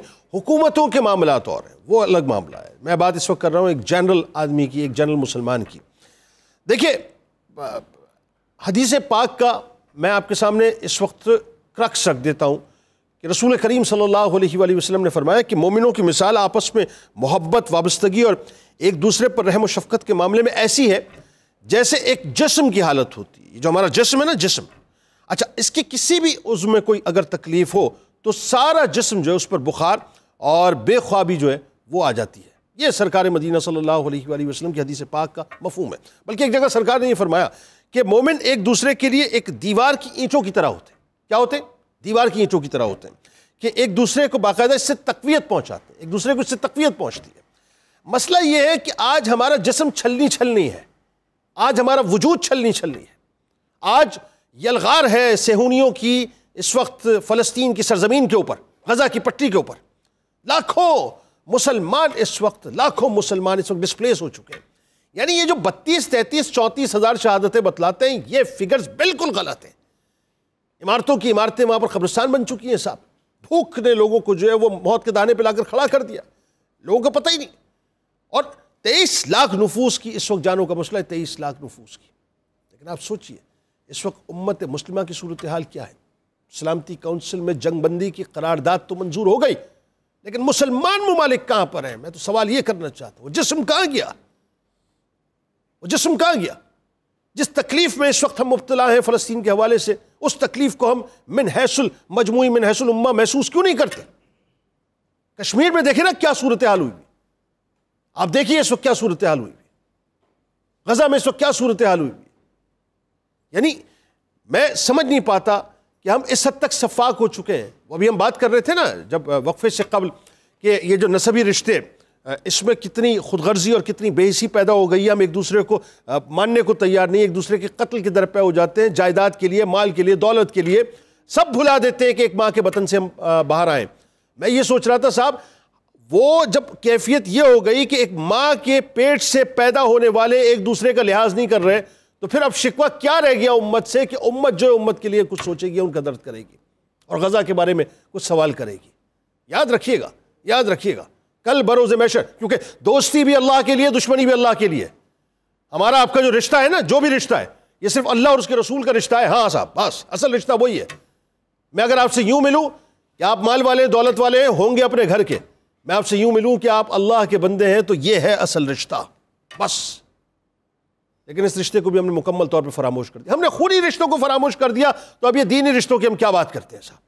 افسوس تو اس بات پہ ہوتا ہے. لیکن یہ ذہن میں رکھیں, ہم اکاؤنٹیبل ہیں. کل بروز محشر ہمیں اللہ کی بارگاہ میں جواب دینا ہے. جس نے خاموشی اختیار کی ہے, مصلحت اختیار کی ہے, کل بروز محشر یہ سارا خون جو ہے نا, یہ جو لہو, یہ مبارک لہو جو بیت المقدس میں کے لیے بہا ہے, جو مسجد اقصیٰ کے لیے بہا ہے, یہ پکارے گا اور ہمیں اس کا جواب دینا پڑے گا. قبل اس کے کہ اللہ تبارک و تعالیٰ کی پکڑ آ جائے, اپنے مسلمان بھائیوں کے لیے سوچے اور جو کر سکتے ہیں وہ کرے. وہ آہو بکا بچوں کی, بزرگوں کی, ماؤں کی, بہنوں کی, بیٹیوں کی, وہ ہمیں پکار رہی ہے. اور ہم جو ہے اپنے آپ کو دنیا کے اندر مکمل طور پہ غرق کر کے بیٹھے. مفتی صاحب پلیز اس پہ کامنٹ کیجئے. یہ جو میں آپ وہی بات کہ جب نسبی رشتوں کو فراموش کر دیا, تو دینی رشتوں کا ہم کہاں مطلب پاس رکھیں گے. جنید صاحب, امت کا جسم اب فالج زدہ ہو گیا, فالج زدہ ہو گیا ہے. واہ, اس لیے یہ بے حس و بے حرکت ہے. میں یہ بات کہہ کر حجت تمام کرنا چاہتا ہوں, پوری امت جن کی آنکھ کے سامنے 32,000 سے زیادہ فلسطینی شہید کر دیے گئے, اور یہ خاموشی مجرمانہ غفلت طاری کیے بیٹھے ہیں, یہ سب کے سب مجرم ہیں. اللہ, اور کل قیامت انہیں کٹہرے میں کھڑا کیا جائے گا, اور وہ 32,000 جو شہداء ہیں وہ ان کے گریبان پکڑیں گے, اور ان کا بہت برا حال ہوگا. یہ تو ریکارڈڈ فگرز ہیں مفتی صاحب, پتہ نہیں شہادتیں تو کہاں چلی گئی, کتنی ہو گئی ہے. اب بھی وقت ہے, اپنے آپ کا محاسبہ کریں, کھڑے ہو جائیں اپنے مسلمان بھائیوں کے حق کے لیے, ورنہ آپ کہیں ان قیامت کی بھیانک نشانیوں کی زد میں نہ آ جائیں جس کی پیشگی رسول اللہ صلی اللہ علیہ وسلم نے خبر کر دی, جس میں آپ نے وہن کی بیماری کی نشاندہی کی. اللہ اکبر. اللہ بتایا کہ امت مسلمہ باوجود کثرت, باوجود وسیع تر وسائل ہونے کے کیوں تباہ حال ہوگی, اور امت مسلمہ مغلوب ہوگی اور دشمن غالب آئے گا.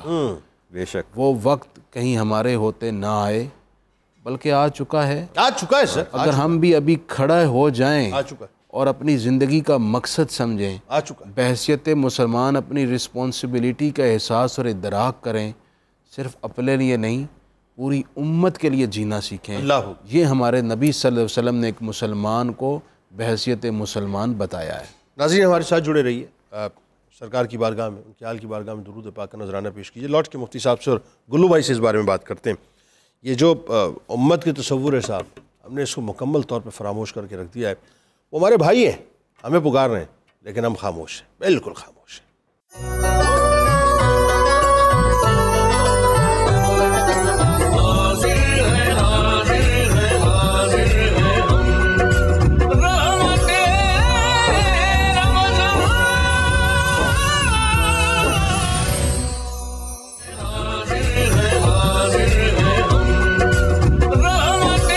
جناب ایک بار پھر میں آپ کو خوش آمدید کہتا ہوں. بس وائنڈ اپ نوٹ ہے ناظرین, اور پہلے مفتی صاحب ذرا آپ بتلائیے.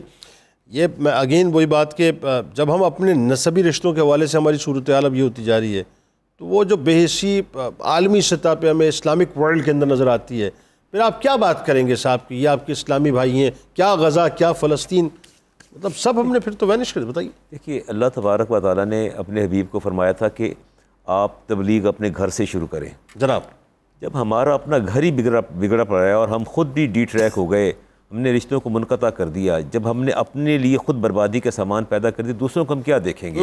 ہمارے باہمی حسد نے، بغض نے، کینے نے ہمیں کہاں پہنچا دیا. رسالت امام نے ارشاد فرمایا لا تحاسدوا کہ آپ باہمی حسد نہ کیا کرو، ولا تباغضوا اور نہ ہی ایک دوسرے کے بغض رکھا کرو. حسد بھی نہیں کرنا آپس میں، بغض بھی نہیں رکھنا. ولا تقاطعوا اور رشتوں کو منقطع بھی نہیں کرنا، صلہ رحمی کرنی ہے. وکونوا عباد اللہ اخوانا، اے اللہ کے بندو بھائی بھائی بن جاؤ.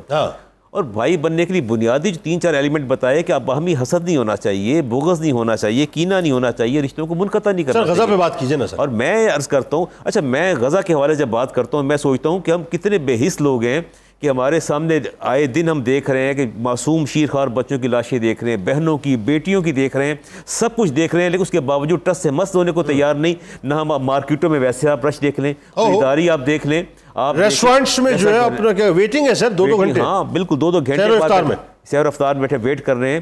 اس قدر بے حسی امت مسلمہ کی میں نے کبھی نہیں دیکھی. میرے نبی نے فرمایا تھا کہ امت مسلمہ جو ہے جسد واحد، مسلمان جسد واحد کی طرح ہے. ایک باڈی آرگن افیکٹ ہوتا ہے تو پوری باڈی افیکٹ ہوتی ہے. نہ جانے یہ کیسا جسد واحد ہے کہ ایک بدن کا حصہ جو ہے وہ کٹ رہا ہے اور ظلم و ستم کا شکار ہے اور باقی بدن پرسکون ہے، کیسے پیسفل ہو گیا؟ تو گویا ہماری تو بنیاد ہی غلط ہے. میں کہتا ہوں کم از کم اتنا تو کر لیں کہ اپنی خوشیوں کو محدود کر دیں، خوشیوں کو ختم کر دیں، اس عید کو اس حوالے سے منائیں.